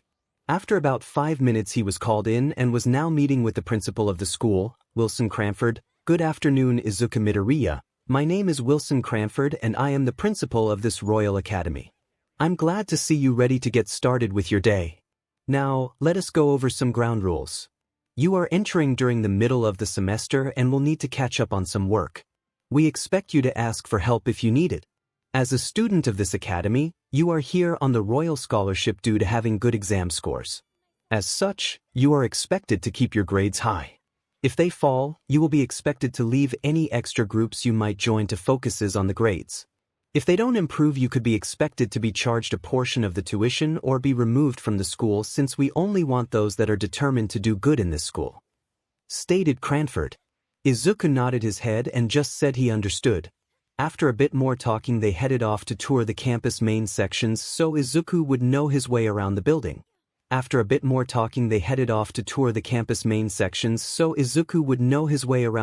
For they first stopped and looked into a few classrooms. Overall, the classrooms have more advanced technology due to the Empire being far more advanced than in other countries. This allows us more freedom in how we teach. As you can see, each room has a main projector in the center that can create 3D objects and pictures that people can study more visual details instead of just looking at an image in a book. Cranford stated. Izuku was impressed. Izuku knew the palace had similar technology for the royal guards in the command center in a few of the rooms, but it was nice seeing it used for education as well. Izuku then was taken to the school lunchroom. It had a large amount of seating on the main floor, and there was also a second floor with a staircase that you could use to get to it. Where more seating was located at, the lunchroom had different food options that you could eat. This is very nice for those that have restrictive diets. After looking around a bit, they then headed towards the next area. The principal explained that this area was a training arena that the Empire Guards would show off their skills and challenge each other in front of the general student body sometimes. I don't know how much you know of the history of the Empire, but there used to be actual noble houses that are now called the old noble houses. These old nobles are still heavily loyal to the ruling family and wish to still serve the Empire. They do this by joining the Empire Guards and using it as a method to join the Royal Guards or stay as Empire Guards. Some of the old nobles do join politics as well. As such, the Empire Guards here at this academy tend to have more old nobles' children in it than the other academies. This leads to a lot of duels when one child from one old noble house somehow insults another child from another old noble house. This is a safe method for them to end their disputes they are arguing about. Stated Principal Cranford. Izuku was interested in this arena and asked if only those in the Empire Guards could fight someone in it or could anyone. The principal said there was no rule against others, but it was heavily advised against due to the lack of more formal training. If you enter the arena, you sign a disclosure stating the school isn't responsible for your wounds. Even the students in the Empire Guard section must sign it, stated the principal. The arena was a decent size, and Izuku also learned that quirk use in it is looked down upon but not forbidden. The arena was a decent size, and Izuku also learned that quirk use in it is looked down upon but not forbidden. That was interesting but also made sense since the Empire Guards and Royal Guards tend to use a sword a lot when quirks can't be used. Next, they stopped into another building that had the Academy Library in it. Overall, it's one of the largest libraries in the Empire with a lot of books from the old centuries and current information, but it still doesn't have anything on the Royal Library though. Overall, it's one of the largest libraries in the Empire with a lot of books from the old centuries and current information, but it still doesn't have anything on the Royal Library though. A lot of the time we will borrow books from the Royal Palace and make a copy or get a copy of their copies that they have made, stated the principal, and Izuku could agree that it was a large place but still didn't have anything on the Royal Palace Library at all. They then went to some of the club rooms. One club was an archery club that looked like it was from Japan. I think you noticed it is similar to a Japanese archery room. They did have a good idea for the setup, so we just copied it. Don't try to redo something that has already been perfected, stated Principal Cranford. They then went to the next building and Izuku saw a chess club, some other random clubs, a quirk theory club. Wait, what? Izuku was now in love with the club called Quirk Theory, and the principal noticed that. He gave Izuku the form that would allow him to sign up for it. There were some musical clubs and other clubs that Izuku wouldn't be interested in at all, so he ignored them. Overall, the place was amazing, and there were also some areas that Izuku didn't get shown since they were really only for the Empire Guard training. Others could go and watch, but most didn't. Though Izuku did learn as a side fact that they had a horse riding club that anyone could join, but most didn't since most didn't enjoy it. Though a lot of the older noble houses' children did it, since it was a tradition to know how to ride a horse long ago, since the knights would ride horses into battle sometimes. Izuku was tempted to join it but consider thinking more about it later. Good. A lot of things that UA never had. This school is far better. If UA spends some of the money that they did on robots in the biases entrance exam, they would be a better school if they invested it into clubs and stuff for students. Izuku. Soon the first warning bell went off. Izuku had come really early to get a tour, and it seems they had just hit the time for classes. We made a good amount of progress. The rest of the campus you can explore by yourself.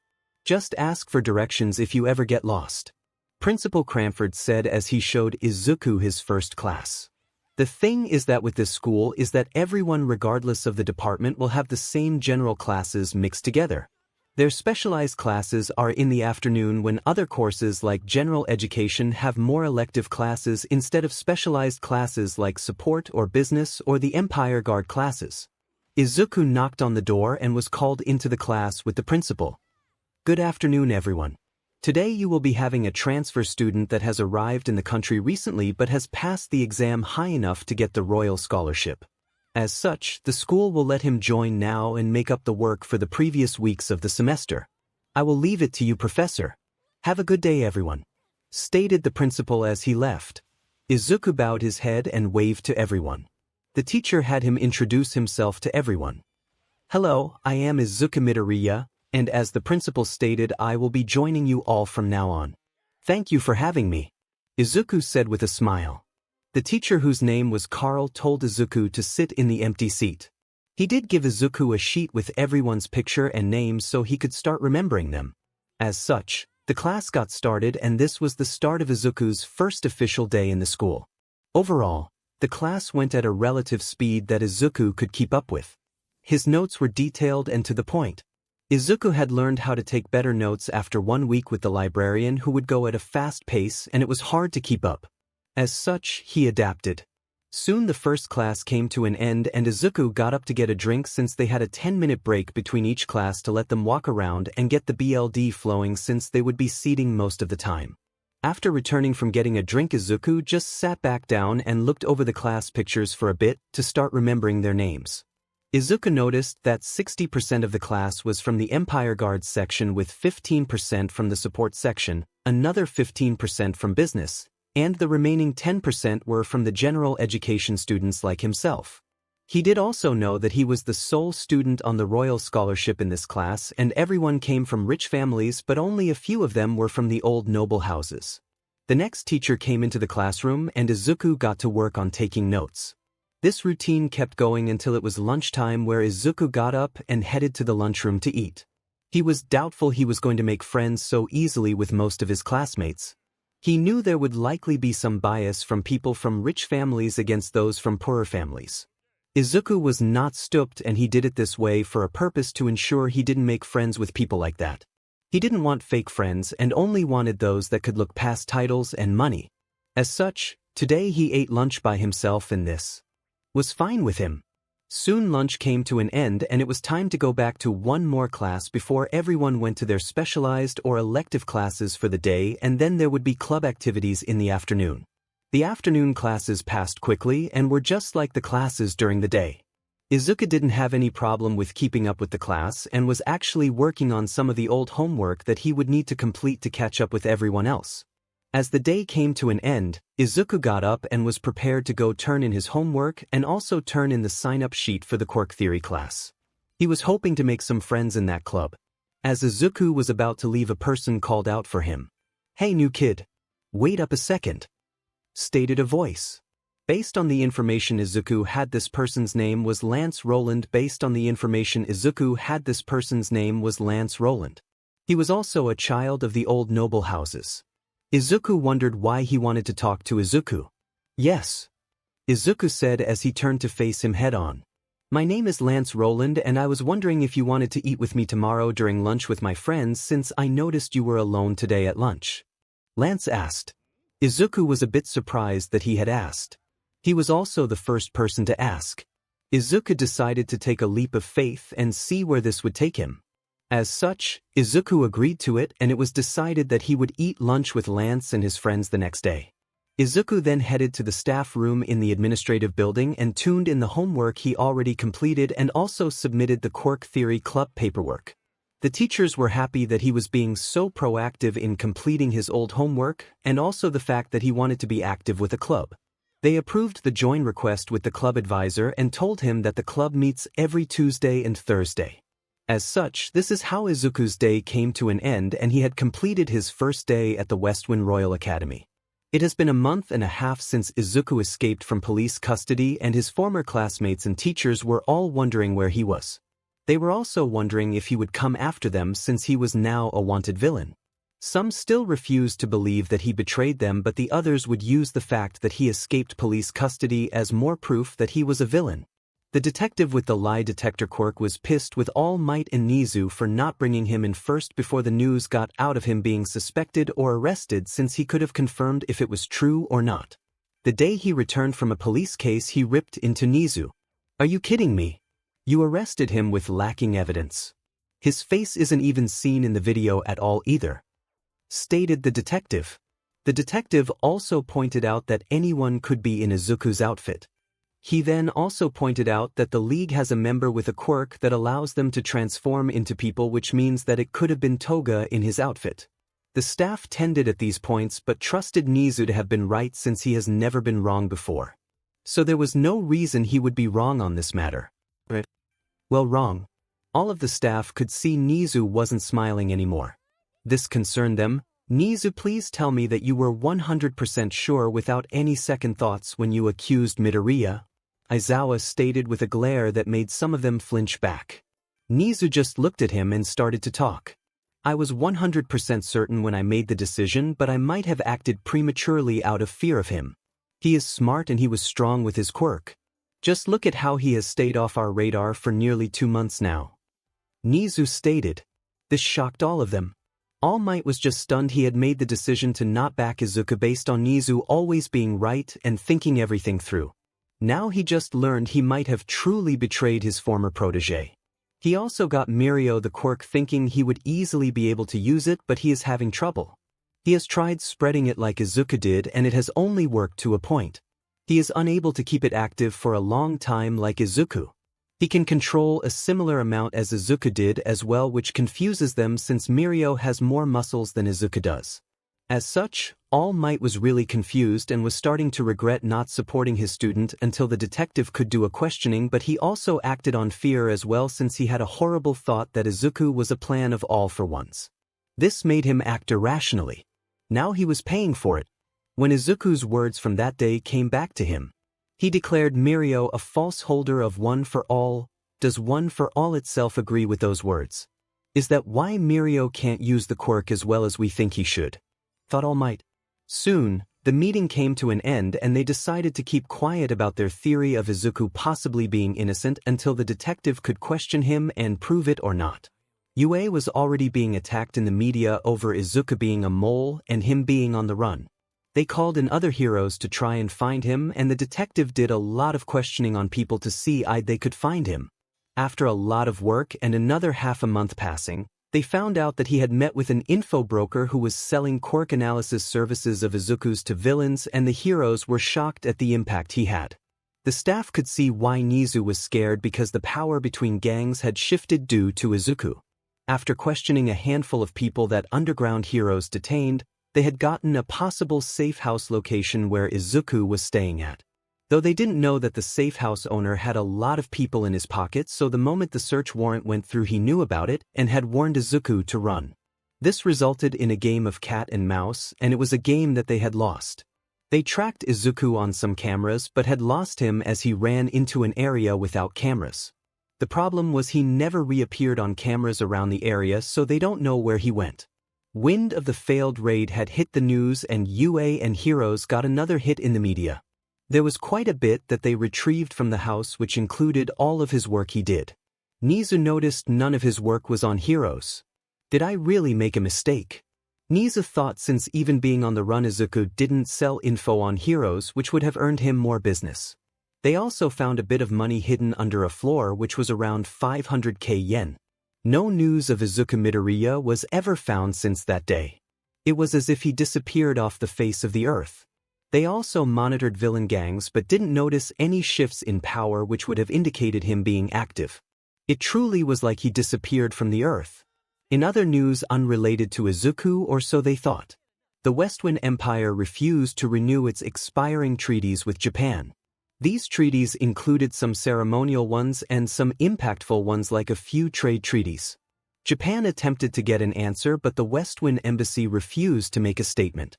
The world was wondering if the Empire was giving Japan the cold shoulder for a while and what Japan did to get it, or was it more serious and the Empire was no longer going to have relations with Japan. This would signal a change in foreign policy for the Empire, which could spell troubles for the country since the Empire is the largest economy and military power in the world.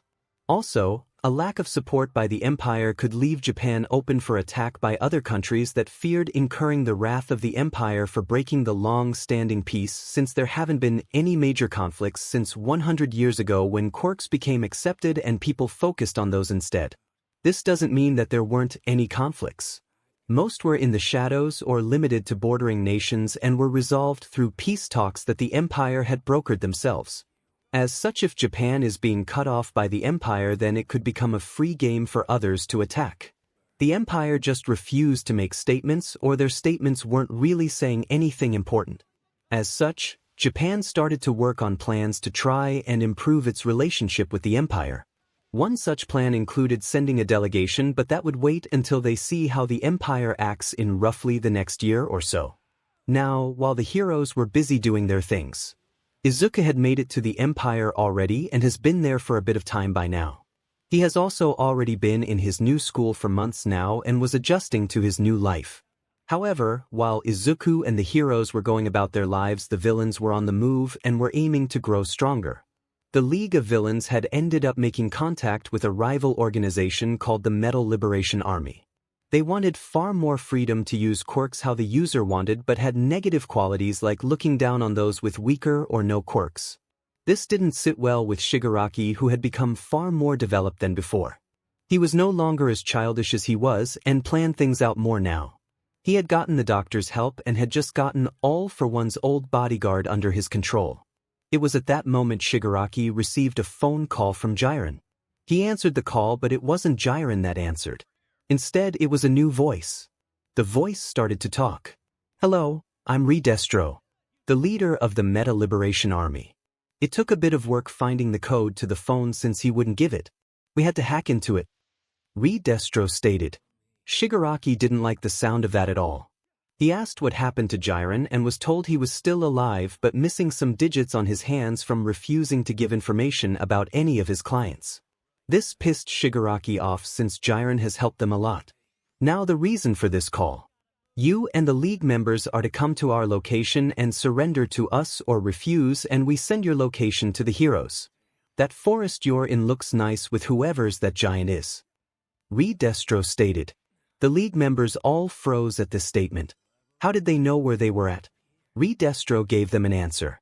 They had satellites that allowed them to spy on all of Japan. They were given a timeline on when they were expected to arrive, or else they would turn their location in. Though, if you feel strong enough to take an army on, then you're free to attack and try to get your info broker back, stated 𝗲𝗏𝗏 stated with a laugh before he ended the call. They had 1 week to decide on what to do and how to plan. Shigaraki had the doctor teleport them so they could plan in a hidden area. The League members were sitting around planning, thinking of what to do with this new information. 𝗬𝗏 emphatically demands that they save Jiren, who has been a huge supporter of the League. As they were arguing, Shigaraki spoke up and that he had a plan. He radioed the doctor and asked him about how long it would before the giant 𝗕𝗓𝗄𝐴𝐴 wakes up. Though Mr. Compress answers with 2 hours and 35 minutes answer. Soon, Shigaraki announced his plan. They would use 𝗕𝗓𝗄𝐴𝐴 to wipe out the Metal Liberation Army and in turn, use the Metal Liberation Army to weak 𝗕𝗓𝗄𝐴𝐴 down so that they could defeat him. The doctor applauded Shigaraki for his underhanded method. As such, the League begins their plans and the doctor warps them to a hill near 𝗕𝗂𝐁 City where they will meet the Metal Liberation Army. Soon as they approached, they were met by a pro-hero that guided them into the town to meet with 𝗲𝗏𝗏. Just more proof that the hero society is corrupt. They allow so many heroes to be on the payroll of a villain organization and never found out about it. Shigaraki thought. This only solidified his resolve to restart society in Japan into something new, something better. Soon, the League members are ambushed by some of the Metal Liberation Army members, and the fighting kicked off. While the members had started to fight, in the central tower, Jiren was with 𝗲𝗏𝗏. Jiren warned 𝗲𝗏𝗏 that the fight wouldn't go how he thinks it will and he will lose.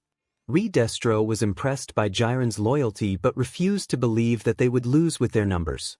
The fighting kept going on and they were recording the fights because the Metal Liberation Army wanted to use it as more proof that the citizens should be able to use quirks in the absence of heroes. However, the Metal Liberation Army members were losing the fight and the League members were actually getting stronger since 𝗬𝗏 was able to overcome his psychological trauma by making clones of himself. As this was all going on, the Dr. Daruma Ujiko has been watching and listening in to everything. He was interested in how it was going and was amazed at the League's dedication. He decided to lend a helping hand. Not with the Nomus but with waking up 𝗕𝗓𝗄𝐴𝐴 early. He awoke him by using the voice of 𝗷𝗏𝗏 and then ordered the giant to find the League and go to their location. 𝗕𝗓𝗄𝐴𝐴 erupts from his slumber and sniffs the air for the traces of Shigaraki and started on his path to the League. Back in 𝗕𝗂𝐁 City, the League members were pushing their way through with the 𝗬𝗏 clones. The Meta Liberation Army was throwing bodies at the League, but the 𝗬𝗏 clones protected the core members. They had clones of the core members made which escaped into the tower to deal with 𝗲𝗏𝗏 while the real ones rest up and save energy. After some work, they find 𝗲𝗏𝗏 and Jiren in a room. 𝗲𝗏𝗏 said he had no reason to kill Jiren but would if 𝗬𝗏 kept making clones, but 𝗳𝗏𝗏 and Compress attacked him. 𝗲𝗏𝗏 wiped out most of 𝗬𝗏's clones in one move, but 𝗬𝗏 still made another clone which had gotten to Jiren while the other clones of the core members fought 𝗲𝗏𝗏. 𝗬𝗏 discovered a sight that he was horrified to see. Jiren's right hand was mutilated and Jiren apologized that he wasn't able to keep the Meta Liberation Army from obtaining information about them from him, but 𝗬𝗏 assures him that he isn't guilty of anything. The fight between 𝗲𝗬𝗧 and the clones had come to an end, and 𝗲𝗬𝗧 talked to the only clone left besides 𝗬𝗧. It was Shigaraki's clone. 𝗲𝗬𝗧 started to talk to the clone of Shigaraki and talks about how he plans to continue with 𝗬𝗧's legacy, and asks the clone of Shigaraki if he really thinks that the ambitions of his ragtag group, whose only purpose is destruction, can possibly outweigh the army's dreams. Shigaraki's clone, however, ignores the question. Shigaraki tells 𝗬𝗧's clone to create a cushion for Jiren. 𝗬𝗧 was confused until the Shigaraki clone explained why. Shigaraki clone was stuck in the window frame after 𝗲𝗬𝗧's first attack. From this position, he could see the real version of himself. He stated that his real version was going to touch the tower. And that is what happened. As soon as the real one puts his hand on the wall, decay spreads and the building collapses completely. It was gone. The central tower of the Metal Liberation Army was gone in only a few moments. As the dust settled, 𝗲𝗬𝗧 looked up since he had survived the fall, and he saw Shigaraki standing in front of him. 𝗲𝗬𝗧 quirks work on stress, and he gets stronger the more stressed he is. As such, he bulked up and attempted to kill Shigaraki, who was in front of him, but as the fight was going on, it seemed as if Shigaraki was awaiting full control of his quirk. During the fight, Shigaraki was able to land 2 fingers onto 𝗲𝗬𝗧 and decay a portion of his finger. This caused 𝗲𝗬𝗧 to become more cautious in the fight. Shigaraki was going through some of his locked memories of his older sister before she died. He remembered how his mother took care of him and loved him. Soon, Shigaraki dashed forward and realized he was far quicker and agile than he used to be. 𝗲𝗬𝗧 attempted to end the fight by bulking up more and was able to send Shigaraki flying in an attack. 𝗲𝗬𝗧 asked Shigaraki when he got up if he still wished to only destroy everything. Canon Divergence Shigaraki looked at 𝗲𝗬𝗧 and said he would destroy everything to rebuild it from the ground up. The current future is unneeded and must be destroyed for a better future to be created, a new nation that will support those regardless of quirk or lack of a quirk. A nation where people don't have to rely on a hero to come save them, and that people aren't just random bystanders that ignore a child cry for help. Shigaraki stated. The fight kept going on for a while more, but 𝗪𝗪𝗪𝗪 had started rampaging through the Metal Liberation Army. This started to bring the fight to a close and caused enough distraction for Shigaraki to land a decaying hit on 𝗲𝗬𝗧. With that touch, his armor started to decay and he was forced to cut his legs off or be decayed in entirely. Soon, the rest of the Metal Liberation Army arrived and tried to save the commander but was told to stand down. 𝗲𝗬𝗧 admitted their defeat and surrendered to Shigaraki. You claim you wish to destroy and bring about a new nation. We will follow you then, since you have bested us. 𝗲𝗬𝗧 stated. This brought an end to the battle between the League of Villains and the Metal Liberation Army. It was also the day the new army was born, as Shigaraki became the new leader of the Paranormal Liberation Front. 1 week later, Shigaraki stood in front of all the army and announced the new name and then announced their goal. We will create a new nation. A nation where people aren't judged based on their quirk or lack of a quirk. They aren't ignored when they are in trouble. That people don't need to wait for a hero to save themselves or for others to help save them. We will give birth to a new nation, a new future. Shigaraki yelled out and everyone cheered. This was the start of massive change in Japan, and the heroes only started to get wind of it due to a spy that they had planted in the ranks. Now the question was, who was going to win in the end and take control of Japan, and how would the world react to the uprising of so many people who claimed to be representing a group participating in a civil war and not just being normal villains as the Japanese government claims them to be.